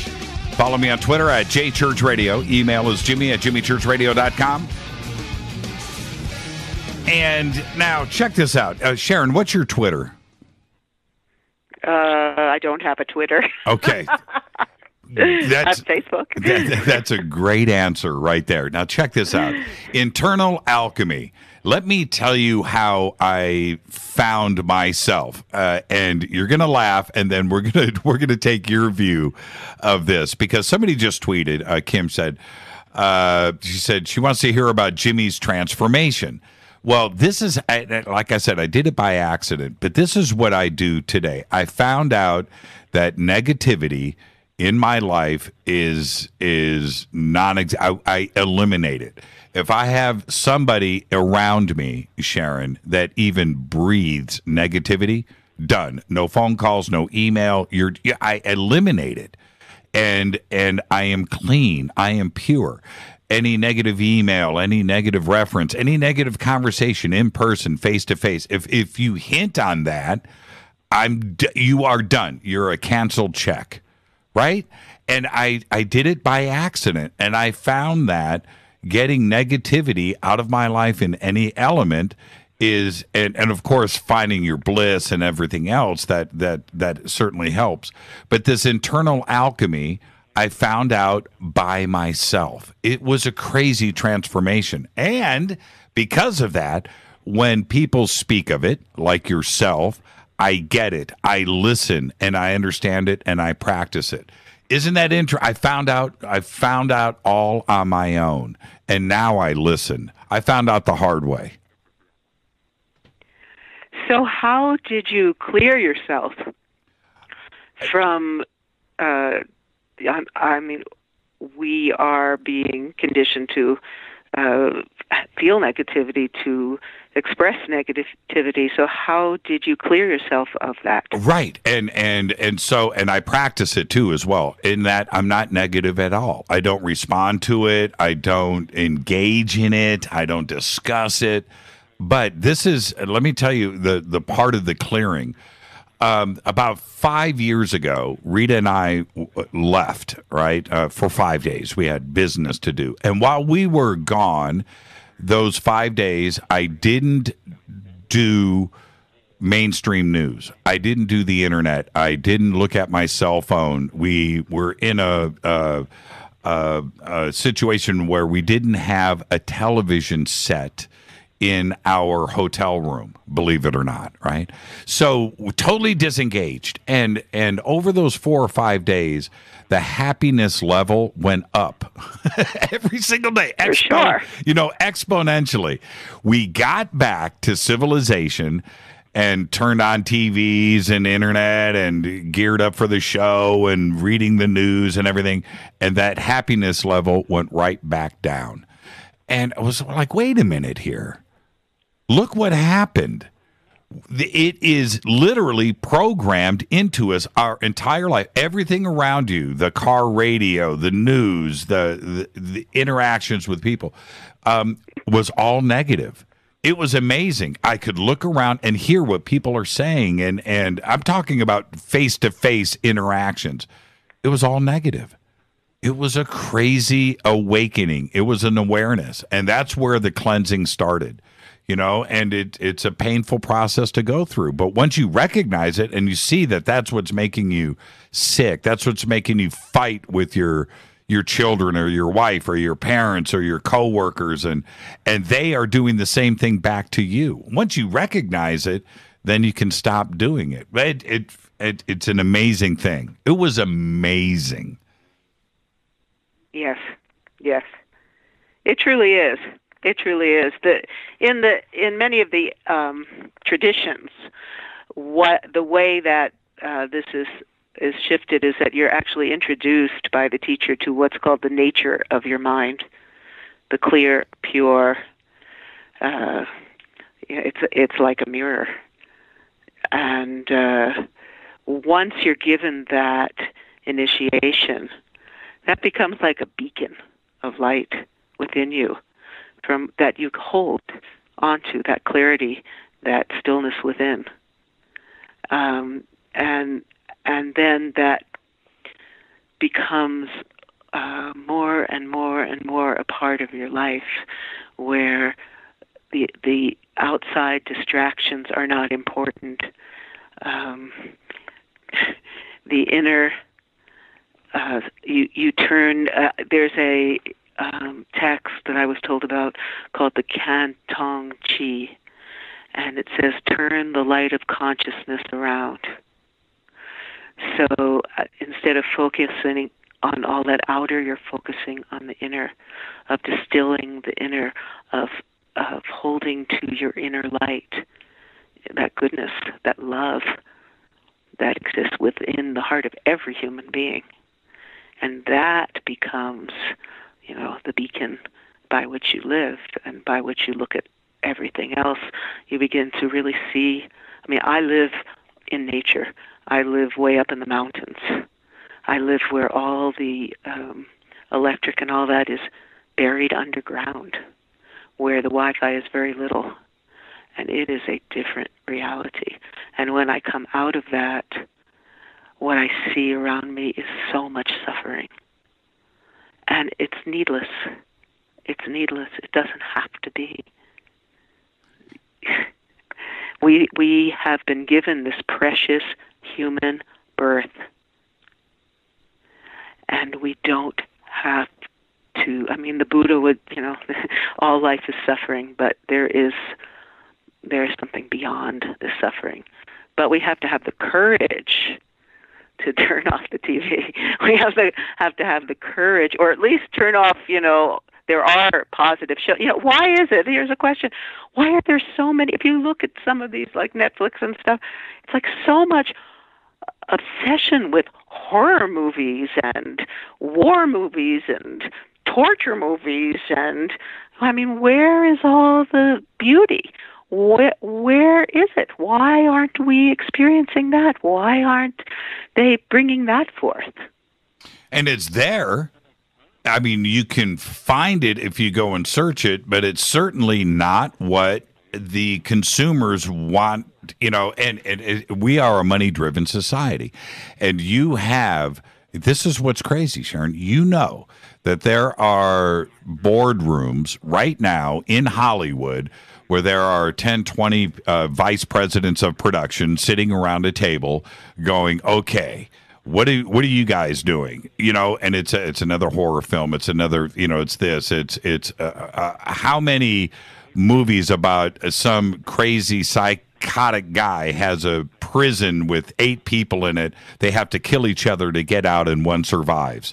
What the, and they are going, this is my next movie, and they know that they're going to make money on it, so that's what gets made. These crazy decisions are being made every single day, and that's what's being fed to the consumers. And it's a catch-22 cycle. It's a money machine that goes on and on and on. You're a filmmaker. You know what it takes to make a good film that is going to enlighten people. You know what the battle is. If you took one of your films to Sony, what would be the answer?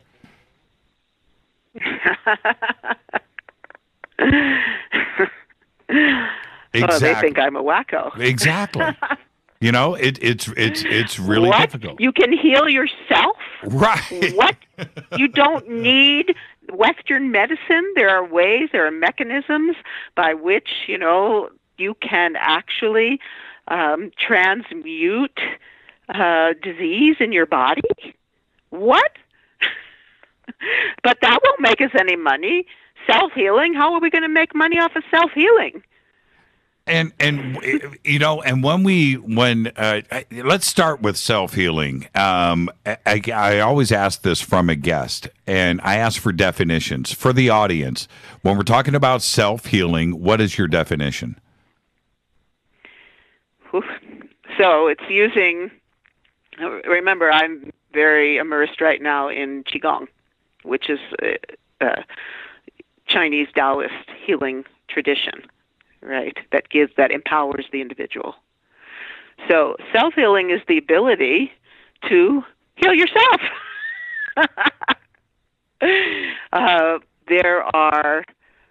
There's so much out there now so many techniques and different traditions that can bring you. Okay, so let's just go to Qigong. Qigong is a method by which you are channeling and harnessing universal life energy. You're harnessing it from the earth, from the sky, from all around you. It's there. As one of the masters says, chi is free, no charge. Right? And so you learn to harness that. You learn to use your intention, to use, meditative experiences, to use visualization, to actually transmute your physical, emotional, mental bodies to find balance and happiness. Do you need a masculine male partner to be feminine? Well, the Buddhists and tantrics would say that we're all essentially male and female.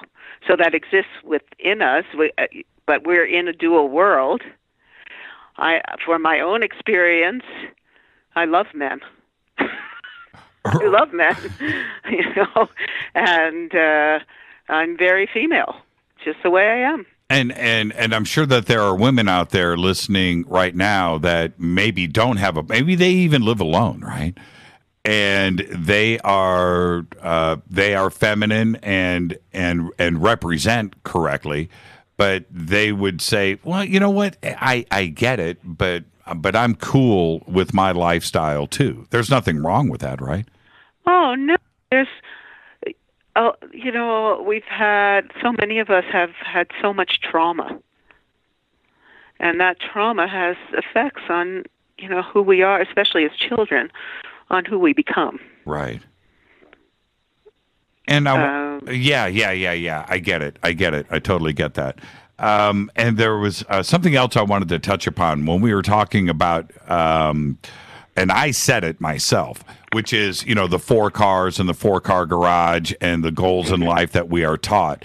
That doesn't mean, and I don't want anybody out there to misunderstand what I am saying, because I love a V8 American classic muscle car, right? Okay, but that doesn't mean that that's what's going to make, I'm turning that into some kind of icon or something that I worship, and that's my goal in life. But I do appreciate jewelry. I do appreciate where, you've seen me share, that I like nice watches but those are things that make me happy, and I appreciate the artwork of it, and I appreciate the mechanics of a nice V8 or a Harley Davidson. But that doesn't mean that those are the things in life that are going to make me happy in the end. You're right. You can't take those things with you. But it's okay to have fine art and possessions and jewelry. Of course. We live in this reality. So we're not going to, go off in a cave. All of the teachers, there are people that go off in caves and, have great insights from that. But most of the traditions I am a part of, it's taking that knowledge, keeping that balance within the material world. We're in a material world, and why shouldn't we appreciate? I love beautiful clothing. I like beautiful feminine clothing. Yes, you do. I want to bring that grace out in, that's how I display, other people, like jeans, and that's how they display. That's their choice. There's nothing wrong with that. That's the way we live. It really has to do more with the inner. Right. And who are we on the inner? I'll tell you something really funny. The Met in New York, right? You go to the Met and you go to the ancient Egypt. I love it. Isn't it, though? It's the best. And you go there, and one of the things that you notice, and you go up to the displays of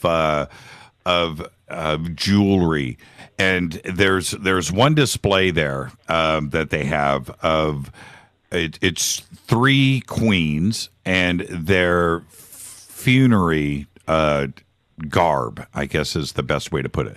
Yes. And their shoes, their sandals that they were buried in are these golden, how do I say it? Golden sandals, right? but it's like 24 karat gold, and it's so ornate and it's so beautiful. And the necklaces, the jewelry, the rings, the bracelets, the clothes, the headwear, they appreciated just that, right? And it is okay to have that, but you can't make it your goal in life. And that's not what they did, but they appreciated looking good and looking feminine and looking masculine. And that's it's such a joyous thing to see that they appreciated all of that. But yet they had that balance in life. They had the feminine, they had the masculine, and the respect of each other, which permeates through the culture itself. And they had that balance without the distractions that we have today. Of course. I think I was, I was in India when, let's see, I didn't have a telephone. And the only way we could call the West, the U.S., was go stand in line for an hour while they did this hookup to the U.S. That wouldn't always go through, or you'd be talking and then it would end, right? It's really interesting to think back on the time before the, the cell phones and the smartphones. And I think that we were calmer. We didn't have all these things coming at us, these waves of, electromagnetic fields and all of this stuff coming at us the way we do now, which really keep us from recognizing our true nature and keeping us actually calm. You know what? It's funny that you say that. And when I lived in Panama, right, in the Canal Zone, when we were down, this is 1977, 78, 79, 80, through that period, to make a call to the United States, you had to go to Western Union, no joke, Western Union, and pay for the call in advance and schedule it. So you would go home, and on Friday night at 8 p.m., the phone would ring. You'd pick it up, and it's Western Union, and they would make the connection back to the United States. It was such a pain in the ass, right, that we never did it. Yeah. If we called the United States, which was like 2 times a year, it was for something important, Christmas, somebody's birthday, or whatever. But that was it. Other than that, total disconnection. So that's the way that it was in the Canal Zone. There was nothing there. We had no cable TV. We had no television, so that we didn't watch TV. What we had was friendships, right? We went out and explored the world, and at a totally magical time. I came back to the United States, and people were talking about TV shows. I'm like, when do you guys even care about TV? I never wanted to watch it. And it was an amazing thing to see, because I was able to go in and out of that reality and experience both. I couldn't wait to get back to Panama and back to my friendships that I had down there. Yeah.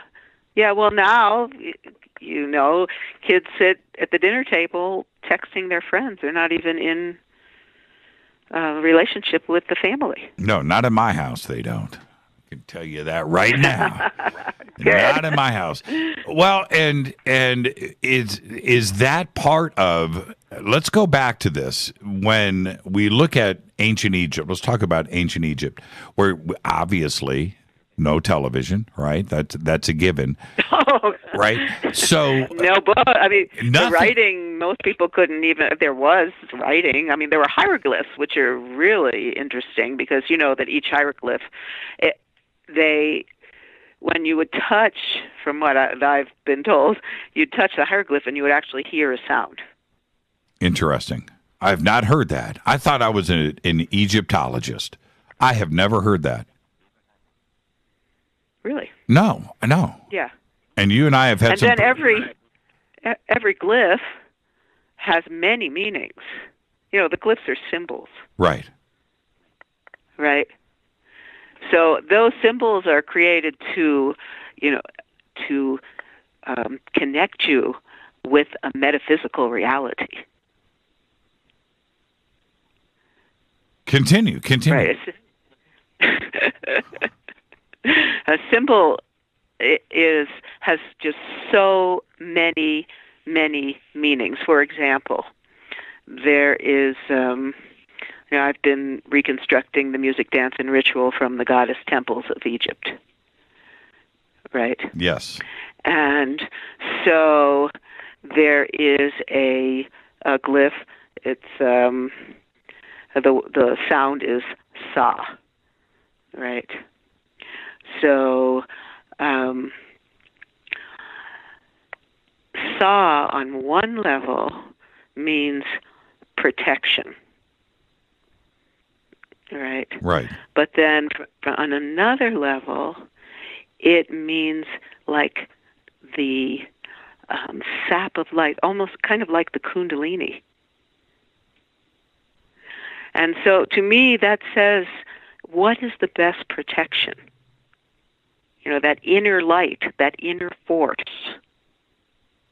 that exists in the heart of every being.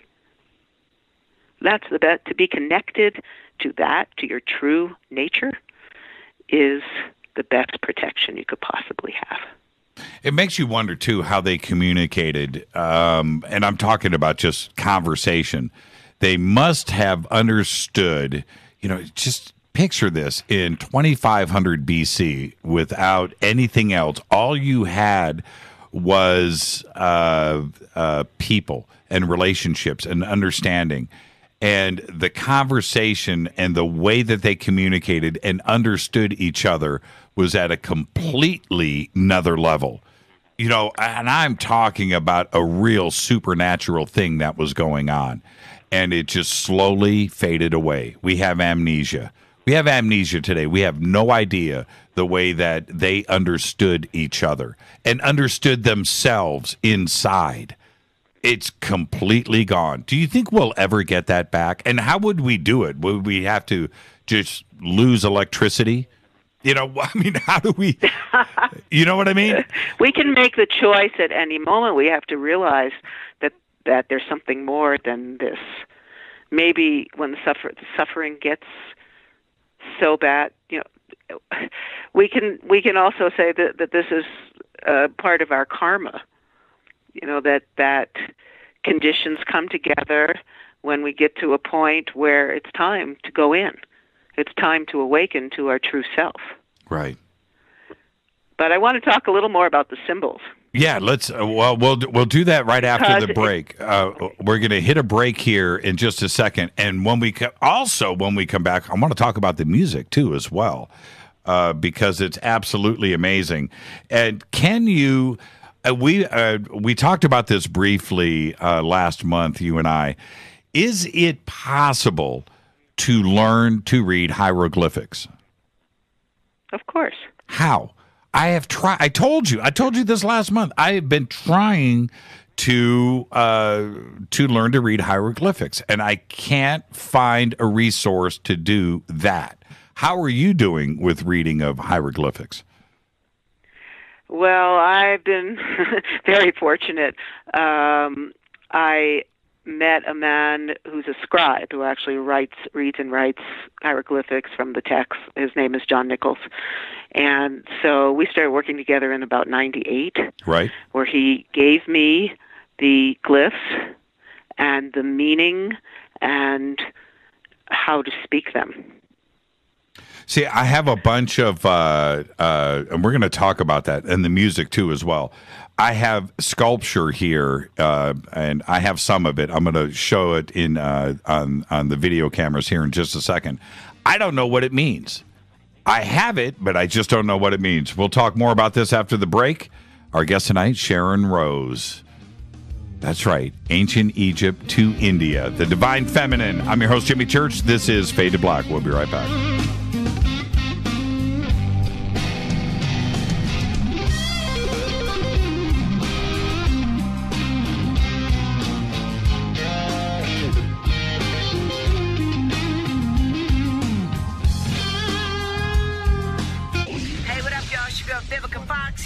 You are listening to my boy, Jimmy Church, on JimmyChurchRadio.com.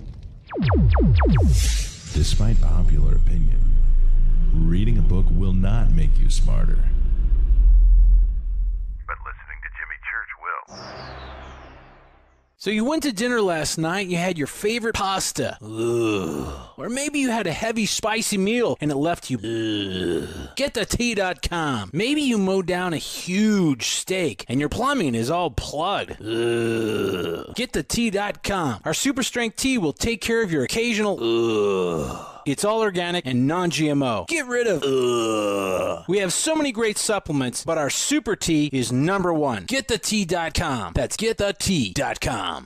So, you love talk radio? Then you'll love TalkStreamLive.com. TalkStream Live is always on, 24/7 with the best streaming talk shows. Find your favorite talkers and discover some new ones. It's free, readily available online or on mobile with any smartphone or tablet. Finding your favorite talk shows all in one place has gotten a whole lot easier. Just go to TalkStreamLive.com. Be sure to download the free apps from Google Play or the iTunes App Store. When you take the beans from Central America with dashes of Indonesian and African mixed in and then roast it to the dark side of fade to black, you create the ultimate brew of fringe. Introducing the Fade to Black blend from River Moon Coffee. Yes, River Moon's darkest customized roast was created for the love of Fade to Black.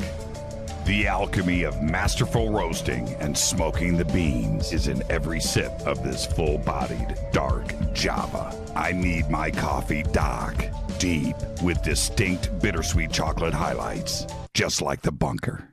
Leaning further into the darkness of the roast is Fade to Black blend from River Moon Coffee. Just click on the banner at jimmychurchradio.com and use the promo code F2BBLEND for 15% off of your order today. Go Beckley Tepe.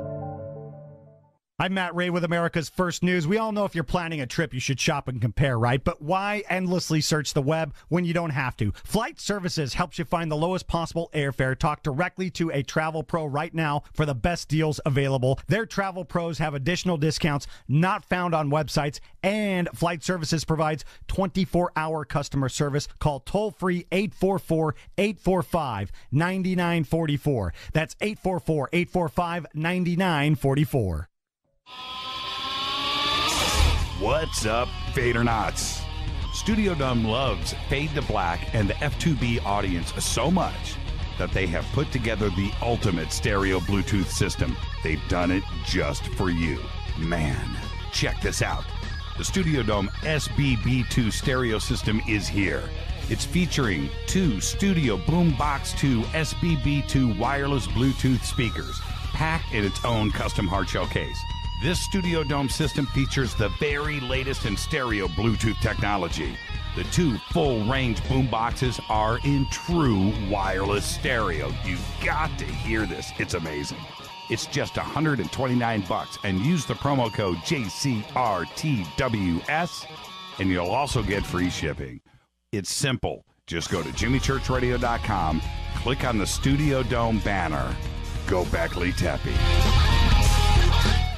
Erica, Brittany, Gabby, and you're listening to JimmyChurchRadio.com. It's not a lifestyle we chose. We were born this way. KGRARadio.com.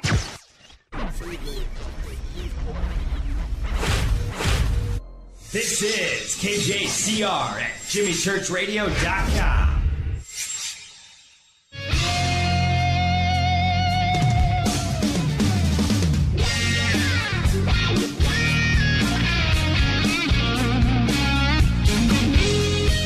Welcome back, Fade to Black. I'm your host, Jimmy Church. Follow me on Twitter at JChurchRadio. Email is jimmy@jimmychurchradio.com. Simple enough.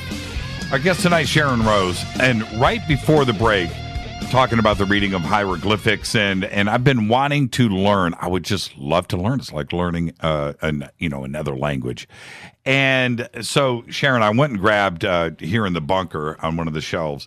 I wish you could see it, but I have this sculpture here. It's carved into alabaster, and I'm holding it up for the camera, as you can see it here. and it weighs probably, I don't know, it's probably 10 pounds. It's really, really heavy. So on this, you can see a couple of cartouches. There's one here. There's one here. There's hieroglyphics all over it's a beautiful piece of sculpture that was found in one of the tombs over in Egypt. And so I have it here. Anyway, don't arrest me. But I don't know what it says. I don't know anything on it. It's just an amazing thing. But it sits on the shelf. Man, it's heavy. But I don't know what it means. And I want to talk about that. But the other thing is you have been recreating music from ancient Egypt, and it's absolutely incredible. Now, how do you interpret and translate and transmit the music through you and then get it written? Is it actually, do you think that this is what they were listening to 5,000 years ago? I'm not sure about that. I'm using influences from the Middle Eastern music, and one of my drummers, who was my dance partner for many years in New York, Ramzi El Edlabi, he has been writing a compendium of Middle Eastern rhythms going way back. And it's really fascinating because he shows the flow through India into the Middle East, and the different countries, and how the music shifted from one to the other. There's research. I'm not using this, but there's research on 4/3/2 that they were using that. But for me, it's not so much trying to recreate exactly. It has more to do with the metaphysical ritual aspect of it, and the sounds of the glyphs themselves. So the music, the basic music, is basic Middle Eastern rhythms, and the melodies kind of come based also somewhat on ragas and what's called in the Middle East maqams. But what's more important for me is the experience of participating and creating the ritual itself. You know, in Egypt, it's unlike India or Tibet, where the lineage was broken. And so we're kind of like modern-day detectives going back and trying to piece together what was there. Yeah, totally. So what about some of it is... I'm sorry. Go ahead. Finish the thought, but I don't want to let my question get away from Well, the way I began with all of this was I met an Egyptologist and healer named Robert Masters. He wrote a book on Sekhmet, the lion-headed netter, goddess of Egypt. And he actually had a statue, we were speaking of of Sekhmet, that he said belonged to Ramses. Oh, really? And we would sit and meditate, and we would go into this kind of mutual trance together, where we would actually journey. And this was with no drugs. It was just, this is something we could do. We would journey to these temples and together and receive teachings from the temples, from the goddesses. I'm holding up a little Sekhmet statue that I have here, and Sekhmet actually went through a few different versions too, as well, because in the beginning, just a cat, right, and in the end, through the Middle and New Kingdoms, transformed into a lion-headed goddess that protected the pharaohs and stood next to the pharaohs. Very interesting that you brought that up. Nobody talks about Sekhmet. I don't understand why. One of the most interesting gods of Egypt, and people see Sekhmet all of the time, but they don't understand what they are looking at. They just think that the Egyptians worshipped cats. No. what they were doing, the reason she has a lion head is that she represents that fierceness and power and courage of the lion. It's that back to their relationship with nature and their kind of awe of nature. There's a lion-headed. What connected Robert and I was that I had been doing a tantric transformational practice from the Tibetan tradition of the lion-headed Dakini named Singhamuka. And so we had that lioness energy. We were always looking cross-culturally to see where the lion image would appear. I wanted to ask you this. I have some issues with the age of Egypt, and what I mean by that is the Pharaoh's list and the linear time that they go back to 3000 BC, back to Menes or Mene or Narmer. I think that is incorrect. I think this is me, but I think it's much. The Pharaoh's list, I think it reaches further back than 3000 BC. I think that I would agree with you. You would. What's your general idea of age of Egypt and going back even to the demigods and what existed before Dynasty Zero? Oh, I think that as I describe in my book, that we came in as light, right? That we weren't even in Egypt or throughout this earth, that we weren't even completely material yet, and so that is way, way, way, way back. And right, and right, okay. And the temple period actually is, according to what the teachings I've received, the temple period is actually when things started to concretize. And okay, so that's exactly what I'm talking about right there. When we look at what Orthodox history is trying to tell us, is that at 3000 BC, boom, Dynasty 1, Dynasty 0, at 3,000 years before 0. Now, I don't believe that. I don't think that that's a 3,000 year period of history, and I think that all of those temples and everything extend way back into time. The Great Pyramid, Giza, that wasn't done at 2650 BC. It just was not, and it was much older. But yet that they try to tell us that these calendars are accurate. If you were going to put a time on that or an age for the earliest temple, go Abydos. How old do you think these structures actually are? I really don't know. I mean, we would say it just depends what kind of calendar, what kind of teachings one follows.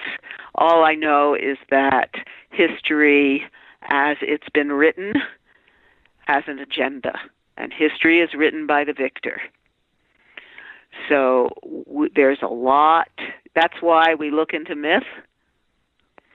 That's why we look into legend, because that gives you a perspective that is different from the what you're learning. But let's go to Egypt. There are many of us who are very, very interested in the metaphysics of Egypt, yet how much of that do you find if you go to study Egyptology in a university?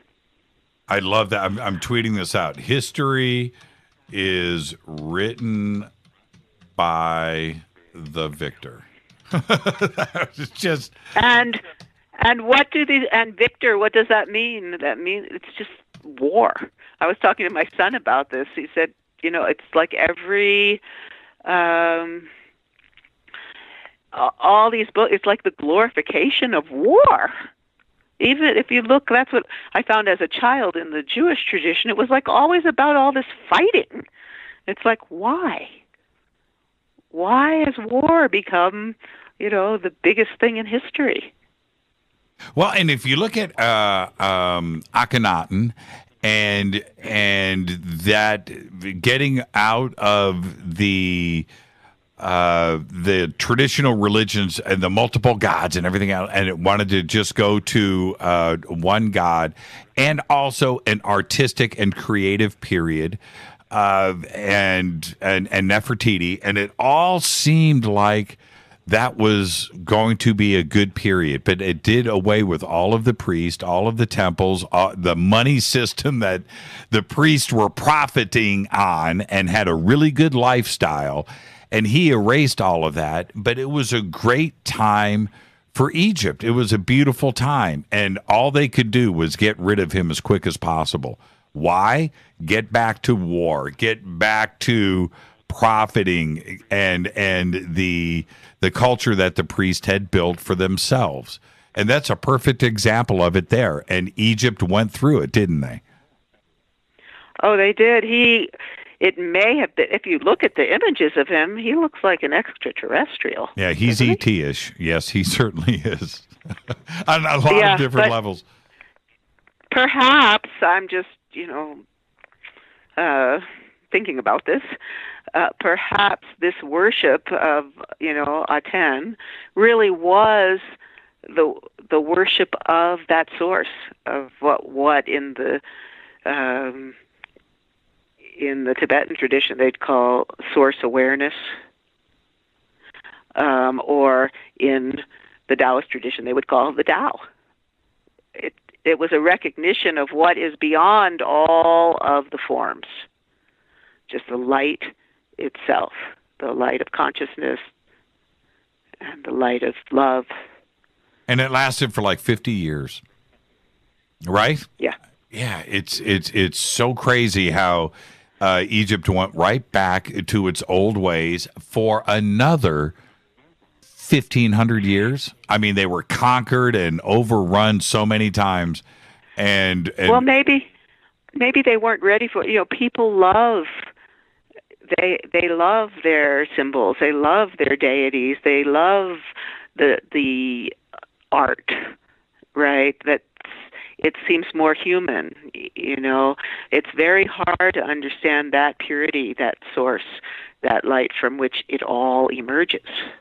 Now, there's there's something else I wanted to ask you, which is, and I don't understand why things aren't looked at like I'm about to present. You have ancient Sumer, you have Mesopotamia. Geographically, is a stone's throw away from Giza and the Nile and that part of the Mediterranean. It's right there. It's too close. Both cultures started at about the same time, if we believe history, at 3000 BC. If we believe history. Right, if we believe history. But one thing is for sure, geographically, I know, which is it's right next to each other. Is there a relationship between Sumer, Mesopotamia, and Egypt, and could they be, and I'm going out on a limb, but could they be the same? Well, there clearly could be a connection. This is actually, Sumer is an area that of research that Jay knows more than I do about. But, I would take it back to this. What I've been looking at, and Jay too, for many years, is what we call the primordial tradition or the perennial tradition.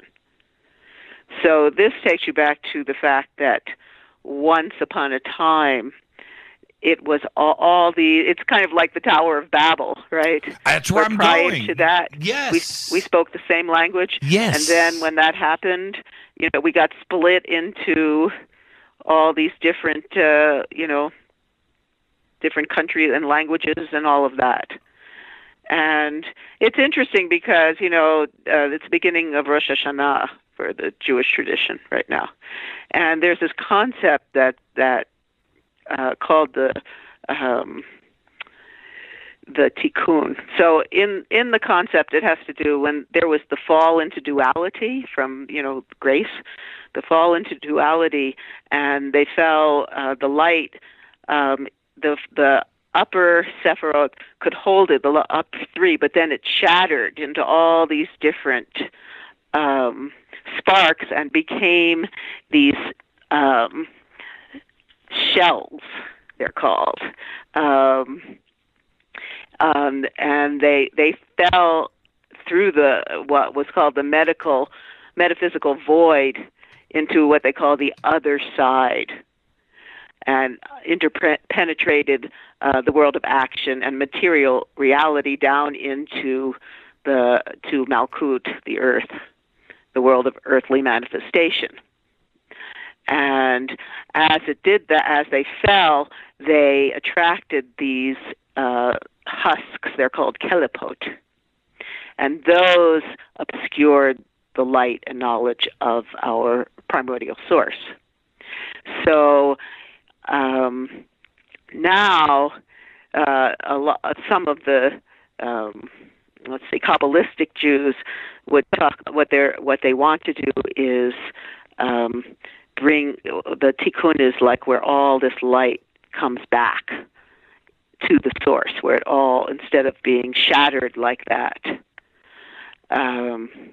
we come back into the fullness of who we really are. So to do that, we have to cleanse our mind and come back into what we would call enlightened qualities. And once that happens, so that's wisdom, right? And once all these sparks come back, then we are back into a time of beauty and grace. Now, because we live in this time, even that teaching has been, on some level, you can say it's corrupted. People would say, "Oh, they wanted, end the world. It's an apocalyptic thing," But at its heart, I think the teaching of this fall into duality, and then this reversal of that back into a unity is beautiful. And if we go way back, and I've been reading about this lately, about Thoth being the son of Enki. And if that is the case, yeah, right. And that opens up, and see, the thing is, and geographically, we're talking about a very small area here. And those demigods and what predated the dynastic period of all of that coming through the mythology and the storytelling of the Sumerian text and the Anunnaki, and that plays through into the culture of Egypt, but yet history doesn't mention any of this. And the possibility of all of that, because the origins, the progenitors of all of this go back to one point source eventually, right? Yes. And the thing is, though, what I want to tell you is that we have within us the ability to reach that source. We do. It's there in each of us. It's just we have to make the decision to take that path, because, the tantrics would say that it's like walking the razor's edge. You have to let go of all of this, all of your preconceptions, all of your programming, and learn to walk a very different path than most people. And what do you say to that person that may be on the edge? Right, they're right there, Sharron. They're on the edge. That how to recognize that you're at that point, and then obviously you're going to do something about it. But how do you recognize that you're at that point? That you're right there. I would say that you start. What happens is that you start perceiving.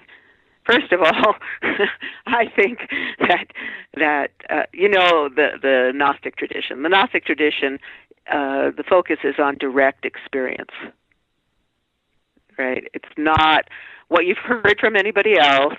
It's what you kinesthetically energetically experience. And that is a place to start. You know, I don't really believe much I see on the news. If I hear that someone had an experience and they're telling me about it, then I feel more that I can trust that than all this phantasmagoria that they're putting out on us. So it begins with, first of all, recognizing that you're more than just this physical body and just this mind and just this, you know, the nature of how we live right now and how many cars you have. And, you know, you're more than this ego. And what's the first book that you would recommend when somebody is at that point? The epiphany is happening, right? The light is shining. What would you suggest? What's the softball, right?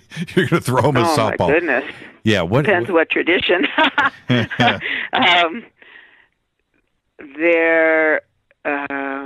I just interviewed an incredible scholar named Ken Cohen. He's a Taoist scholar, Qigong teacher. He has a beautiful book called The Way of Qigong. That also gives you exercises that include what's called the small heavenly orbit and the microcosmic orbit, in which you're attuning yourself to the heaven and the earth, and you're sending light around the central pillar of your body. And you have which would be the jet pillar from the Egyptian. You have over at Sacred Mysteries too. I was over there last week poking around on the website. You have a great, vast selection of books there. Is that book on Sacred Mysteries? No. But we do have a very interesting film we did many years ago called Healing the Luminous Body with Alberto Violdo, who's from the trained in the Quero tradition of Peru. So he has this whole Healing the Light Body school, and that's a very beautiful introduction to understanding the energy body. You know, that we are so much more than we've been led to believe. And what's the next film that you're working on? I'm looking at the poster of it here, but tell us about it. Well, this has an interesting background because I was starting to work after we did The Last Avatar, which is a narrative film that introduces the concept of the light body. So there's sort of Alex Gray-like visuals. Neil Donna Walsh plays Count Saint Germain and shows us the light body. Right. And then since I've been doing the practice from the Tibetan tradition and looking at it from the Egyptian, from many traditions since 1985, I was thinking I'd do a documentary on the light body from a deeper perspective. But I went to interview Mantak Chia, who's a very famous Qigong Taoist master. And it was at a center in Lenox, Massachusetts, and there was this whole medical Qigong event going on, and the owner, Ying Ching, said to me, oh, well, you're here. I've got 10 Taoist masters, Qigong masters. Just interview everybody. And it was amazing. I really got, and my cameraman got what we call the Qi transmission. It was like every one of these, and I didn't know much about Taoism. I was asking them whatever I could think of. And every one of these teachers, male and female, for the hour interview, they were standing in the midst of nature. And they were they're just filled with light and healthy. There's one man, Master Li. He was a Chinese martial arts film star, and then he got into Qigong. He actually discovered and trained Jet Li. He's in the film. He's 80 years old. He moves like he's in his 20s. I mean, I was so amazed by their health and their radiance and their happiness that I said I have to pursue this. And so that's what I've been doing. And I just feel that it's a teaching that is not complicated. It's readily available, And it gives you the means, first of all, it brings you into this sense of stillness in movement, movement in stillness, so that you have this like relaxed sense all the time. You come into a sense of balance. Your body, because there's inner alchemy where you are actually healing and transmuting the energy of your organs and actually growing your light body. You're working with you're transmuting your emotions. You're working with your thoughts and noticing how your thoughts build and grow and turn into tornadoes and drive you crazy. Right, right. And ways to transmute that and to come to this incredible balance in yourself and this love of nature. Inner nature and outer nature. It's called Negong and Weigong.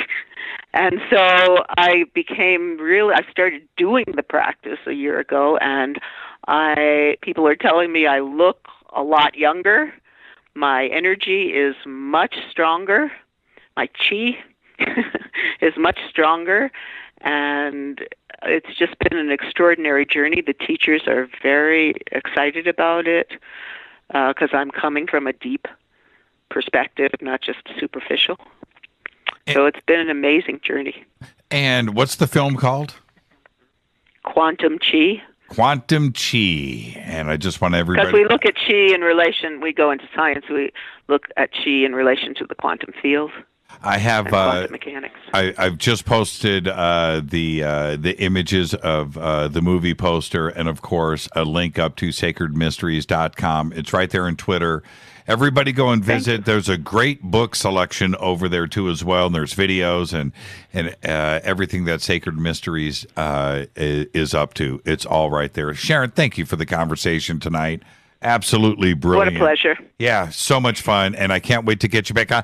And when you come back, we'll focus on one subject. Tonight, we had to cover a little bit of everything. Thank you so much, Sharron. Be safe. And give my love to Rita. Absolutely. She's down the hall in her studio. She's listening. Thank you so much, Sharron. Be safe. You too. Great conversation. SacredMysteries.com, the Quantum Chi, the poster's beautiful, isn't it? Isn't that really cool? All right, follow me on Twitter at JChurchRadio. You can go and do it, and hashtag F2B, and you can check out Sacred Mysteries. Everything is up in Twitter. You can also go to JimmyChurchRadio.com and click on the links over there. I'll open up the phone lines and get into some other stuff right after the break. 323-825-5045, 323-275-9695. This is Fade to Black. Thank you, Sharron. Amazing. Y'all, Sugar Vivica Fox here, and you are listening to my boy, Jimmy Church, on JimmyChurchRadio.com. Despite popular opinion, reading a book will not make you smarter. But listening to Jimmy Church will. So you went to dinner last night, you had your favorite pasta. Ugh. Or maybe you had a heavy, spicy meal and it left you. Ugh. Get the tea.com. Maybe you mowed down a huge steak and your plumbing is all plugged. Ugh. Get the tea.com. Our super strength tea will take care of your occasional. Ugh. It's all organic and non-GMO. Get rid of ugh. We have so many great supplements, but our super tea is number one. GetTheTea.com. That's GetTheTea.com. So, you love talk radio? Then you'll love TalkStreamLive.com. TalkStream Live is always on, 24/7 with the best streaming talk shows. Find your favorite talkers and discover some new ones. It's free, readily available online or on mobile with any smartphone or tablet. Finding your favorite talk shows all in one place has gotten a whole lot easier. Just go to TalkStreamLive.com. Be sure to download the free apps from Google Play or the iTunes App Store. When you take the beans from Central America with dashes of Indonesian and African mixed in and then roast it to the dark side of Fade to Black, you create the ultimate brew of fringe. Introducing the Fade to Black blend from River Moon Coffee. Yes, River Moon's darkest customized roast was created for the love of Fade to Black. The alchemy of masterful roasting and smoking the beans is in every sip of this full-bodied, dark Java. I need my coffee dark, deep, with distinct bittersweet chocolate highlights, just like the bunker. Leaning further into the darkness of the roast is Fade to Black Blend from River Moon Coffee. Just click on the banner at jimmychurchradio.com and use the promo code F2BBLEND for 15% off of your order today. Go Beckley Teppy. I'm Matt Ray with America's First News. We all know if you're planning a trip, you should shop and compare, right? But why endlessly search the web when you don't have to? Flight Services helps you find the lowest possible airfare. Talk directly to a travel pro right now for the best deals available. Their travel pros have additional discounts not found on websites, and Flight Services provides 24-hour customer service. Call toll-free 844-845-9944. That's 844-845-9944. What's up, Fadernauts? Studio Dome loves Fade to Black and the F2B audience so much that they have put together the ultimate stereo Bluetooth system. They've done it just for you. Man, check this out. The Studio Dome SBB2 stereo system is here. It's featuring two Studio Boombox 2 SBB2 wireless Bluetooth speakers, packed in its own custom hardshell case. This Studio Dome system features the very latest in stereo Bluetooth technology. The two full-range boomboxes are in true wireless stereo. You've got to hear this. It's amazing. It's just $129, and use the promo code JCRTWS, and you'll also get free shipping. It's simple. Just go to jimmychurchradio.com, click on the Studio Dome banner. Go Beckley Teppy. Erica, Brittany, Gabby, and you're listening to JimmyChurchRadio.com. It's not a lifestyle we chose. We were born this way. KGRARadio.com.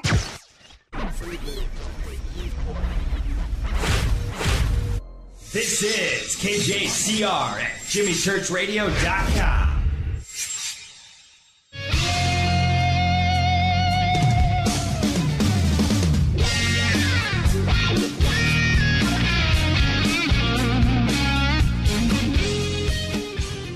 All right, welcome back. Fade to Black. Thank you, Sharron Rose. Great, fascinating conversation tonight. Love a history lesson.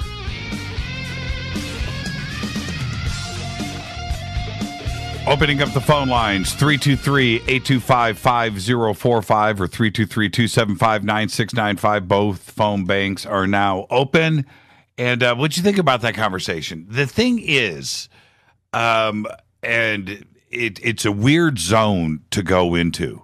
It's a weird zone when we start talking about the feminist movement that went down in the 60s and 70s, and she said it, the burning of the bras and everything that went down. But and I understand that it's a weird thing to go into because equality and the supporting of both sides needs to be there, right? But is there the breakdown of the family unit that happened? And these are facts. This isn't, we can theorize why things happen like they did historically, but is that general breakdown that happened because of that part of these problems that we have today? I trip on this, and I really, really, really want to see some responses here. From everybody. The teacher in school, when I was growing up, if I went home and complained about a teacher to my parents would have said, you know what, sorry, man, the teacher is right, you are wrong, and that is it. Right? Now, today, If somebody comes home and complains about a teacher's going to jail. Teacher loses its job. The teacher now knows. The students in class today know that they are in control, and the teacher is not. There is no respect in a general sense. In the public schools, think about that. That's got to be the roughest job in the world. There is no respect at all. Right? Now, that general breakdown, is that part of what's going on? You know, I remember getting paddled in school by teachers, right? You walked into class and the paddle was sitting on the chalkboard in the chalk holder. It's sitting right there. The threat of getting whacked in the hallway was always, you know, and as crazy as that sounds, I was okay with it. And I couldn't go home and complain about that. It would get you nowhere. What, I'm going to run down to the principal's office and you know, those days are gone. Now, I'm not saying that. Think about what I don't know. You know, and I don't want to sound strange here. I really don't. I'm trying to figure out what is going wrong. You know, I'm okay with the way that I grew up. I'm okay with it. And I had respect for every teacher that I ever had. My homework got done. I tried to get good grades. I was always there to learn. You know, and I just don't think that that's what's going on today. Let's go to the phones. Hi, you're live on Fade to Black. Who's calling? Hello? Yeah, you're live right now. Oh, my goodness. Well, it's my first time, so you're going to have to walk me through this. Go ahead. You called. So what did you think of the show? Let's start there. I thought it was fantastic. I've been following Sharron Rose for a while, and I just got on your site 2 nights ago, and because she was going to be on, and I'm just fascinated by what you're putting out to the world. We do the best that we can, but let me say, what's your name, by the way? Natasha. When I sit down and have conversations with and hang out with somebody like Sharron, and you get inside of them and you figure out where they are coming from, all I can do is think about, Sharron needs to, and she's been doing this for a long time. She's out there and doing her thing. But all I can think about is my audience needs to be part of this conversation that I'm having right now, right? This needs to get out to the world. And if there's a way I can get a small piece of her and a small piece, because she's so vast, right? If there's a way to get a small piece of her out there and her message can get to my audience, male or female, it's not even the point, then I win and the audience wins. And it's difficult because she's so smart and she is so grounded and she knows so much about so many different things. And I just need to get a small piece of that out to the audience. And I hope that I did that tonight. Do you think we succeeded just a little bit? Oh, yeah. I mean, I had no idea she, I didn't know how she grew up, or I've kind of seen like the goddess side of it all. And so to just have that, realization, like, this is a person, she just has this vast, like you were saying, she just has had so much experience, and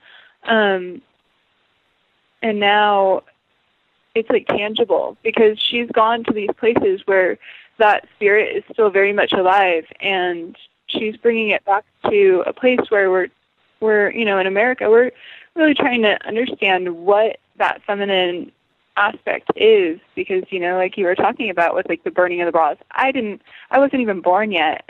Right. So I mean, I had an experience of my mom who did live through that. She went to Berkeley at that time, so I'm a Bay Area girl, but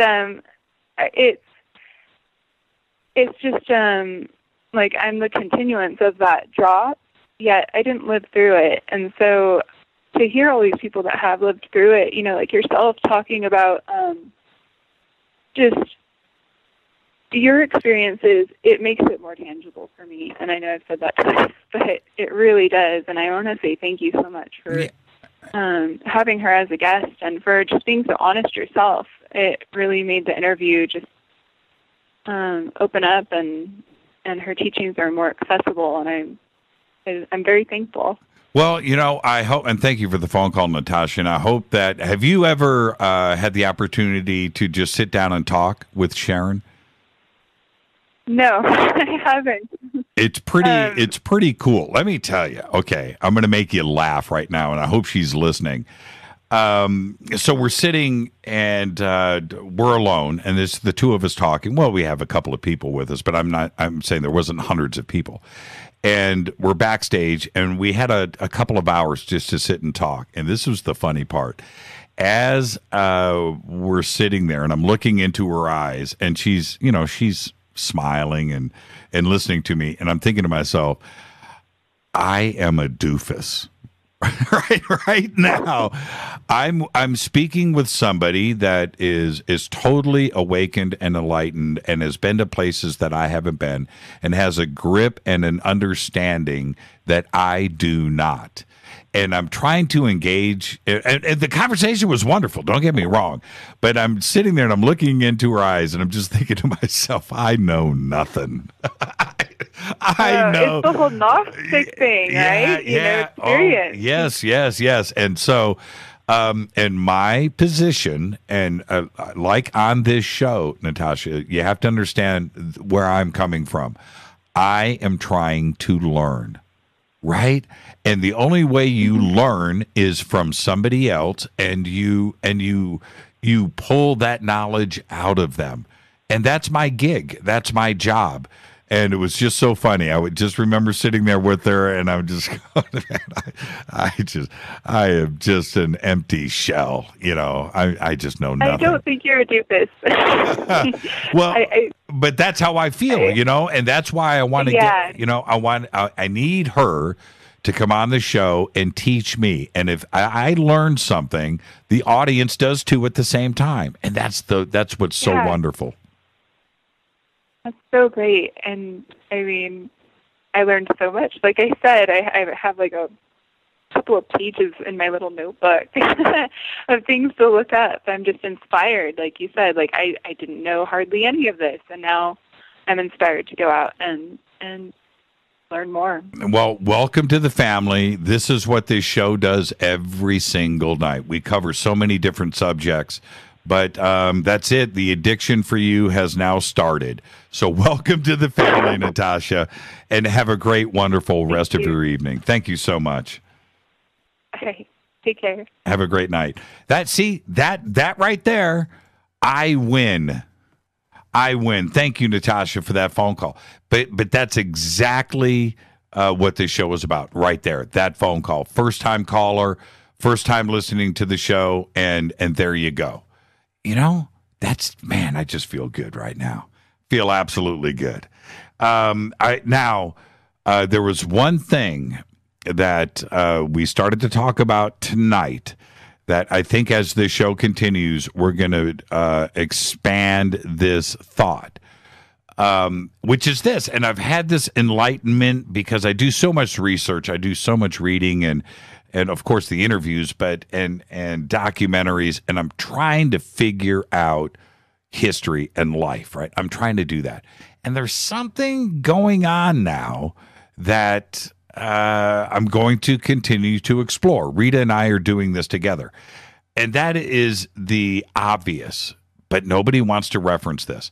And that is the geographical significance of northeastern Africa, Syria, Iraq, the Euphrates, the Tigris, the Valley, the Göbekli Tepe, and what is going on in that part of the world and the connection. And when we are dealing with thousands and thousands of years, and we're only talking about a few hundred miles in each direction, walking, right? It's all close. And over thousands of years, there's the influence of these cultures on each other is one thing, and that is obvious. But what if there is one source to all of this, and that possibly that all of this is the same, And I'm going to continue pushing this. I'm going to figure it out. It's very difficult to do when nobody wants you to find out this knowledge. Cortana just said Armenia. That's a big chunk of this. Big chunk. Not Armenia today. When you are Armenian, the Armenian highlands went from sea to sea. Today, Armenia is landlocked. It's very small. But all of this culture was just one. And it's a very trippy thing to start to think about. And the demigods and the gods of Egypt and the origination of them, I think, is something that needs to be explored. Nobody out there is doing it. That's first off. But the second part is the history books will not do this, and they will not connect these dots. There's something going on here. There is, and Babylon, ooh, man, I'm telling you, wouldn't it be trippy if all of this was connected and all from one source? Think about that for a second, you know, and Sharron gets it. And I know that those out there that are awakened, that they understand this. The history did not start at 3000 BC. It just simply did not. So, and I talk about that a lot, but if you push this back just a little bit further, I'm telling you, all of these, not only bloodlines and gods and megalithic structures and history and culture and the laws and where everything, it's all from one. And I'm getting closer to it. So I'm going to push this, and so is Rita, and we are going to figure this out together. And there you go. So just think about that for a second. I'm putting these thoughts in your head. So as the show continues over the years, we're going to put this thing together, man. We're going to figure this thing out. We're going to figure it out. We're going to do it together. All right, where am I at? I'm looking at my new atomic clock. Oh, during the pre-show tonight, speaking with everybody, I told them what happened last night during the show. I don't think I mentioned this at the beginning of the show. If I'm repeating myself, I apologize. But last night with Damon Barry, I have an atomic clock. Atomic clock, obviously, means just that. There's a radio signal that feeds the world, comes out of Colorado, and it's bounced around. But atomic clocks lock onto this, so everybody is in lockstep. That second hand crosses midnight. It's the same second hand crossing at the exact same time all around the world, right? So, but you need that in broadcast, okay? Click, click, click, click, click, 7 p.m., boom, done, everything fires up, right? Well, last night, my atomic clock at 9:42 p.m. stopped. And I'm looking at it. Now, remember, that means I have 18 minutes left in the show. I've got Damon T. Barry on. We're doing an interview, and we're talking. And after a few minutes, maybe 5 minutes, we're doing it. And I just glanced up at the clock to see where I'm at for the end of the show, and it was still at 9:42. And so I'm thinking to myself, wow, that's kind of weird.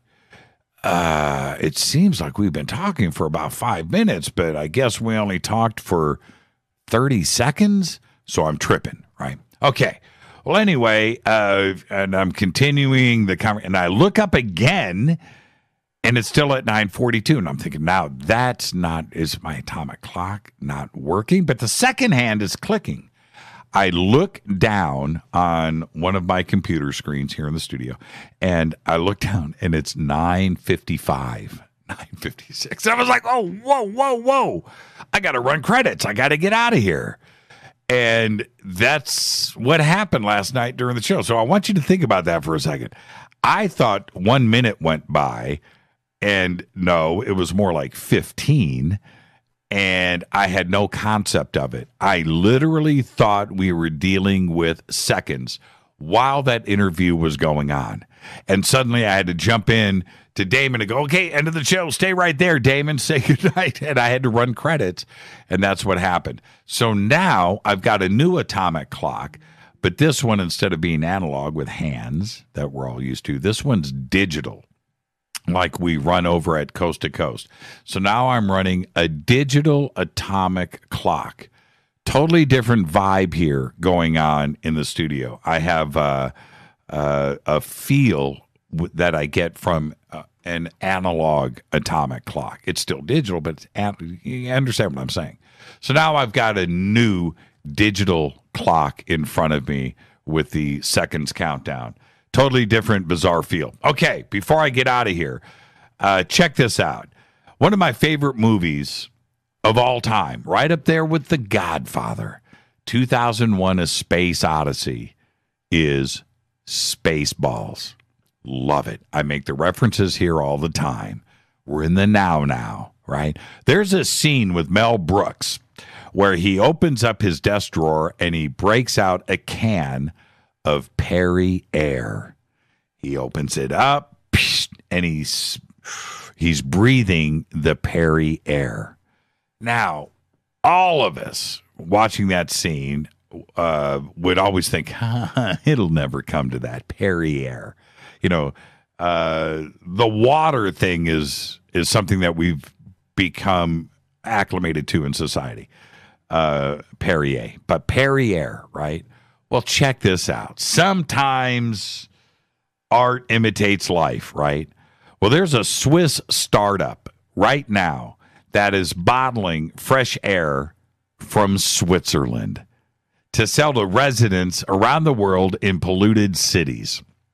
I'm not making this up. And according to the company, the air is collected from various locations around the Swiss Alps and compressed into an aerosol can. It comes with an attached face mask, right? So you can put it up, Perrier, man. I'm not making that. Put it up and breathe Swiss air.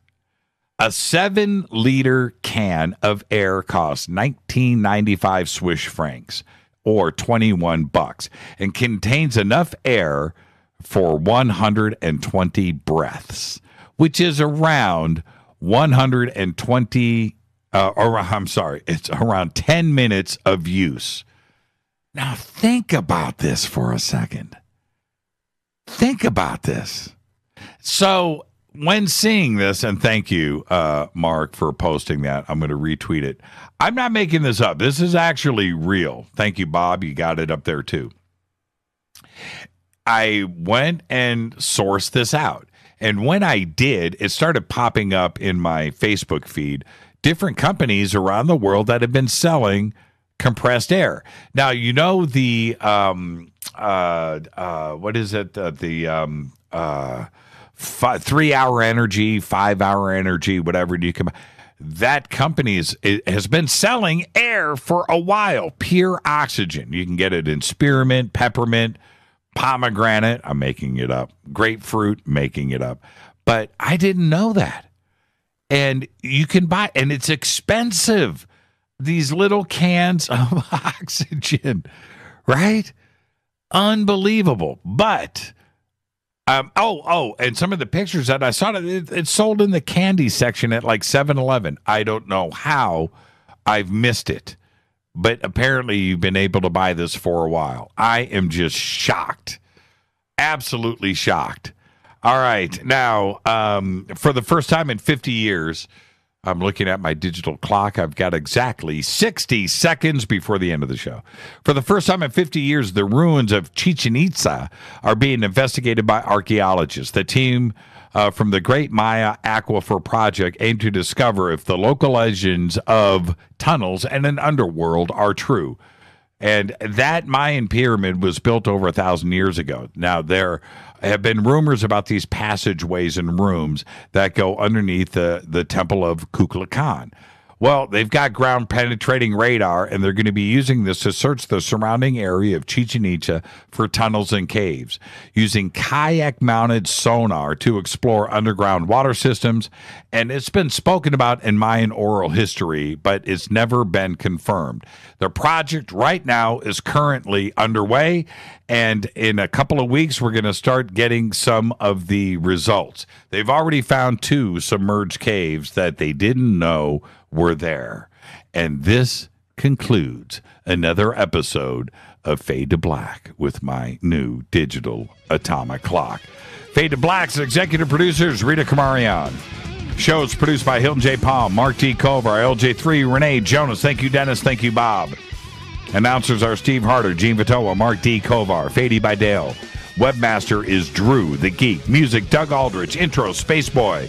SpaceboyMusic.com. Fade to Black is produced by KJCR for the Game Changer Network, and syndication is KGRA, The Planet. Thank you to Sharron Rose tonight for the amazing conversation. This broadcast is only copyrighted 2017 by Fade to Black and the Game Changer Network. It cannot be rebroadcast, downloaded, copied, or used anywhere in the known universe without written permission from Fade to Black or the Game Changer Network.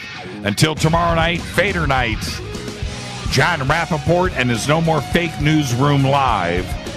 I'm your host, Jimmy Church. Follow me on Twitter at JChurchRadio. Until then, everybody be safe. Go Beckley Tapping.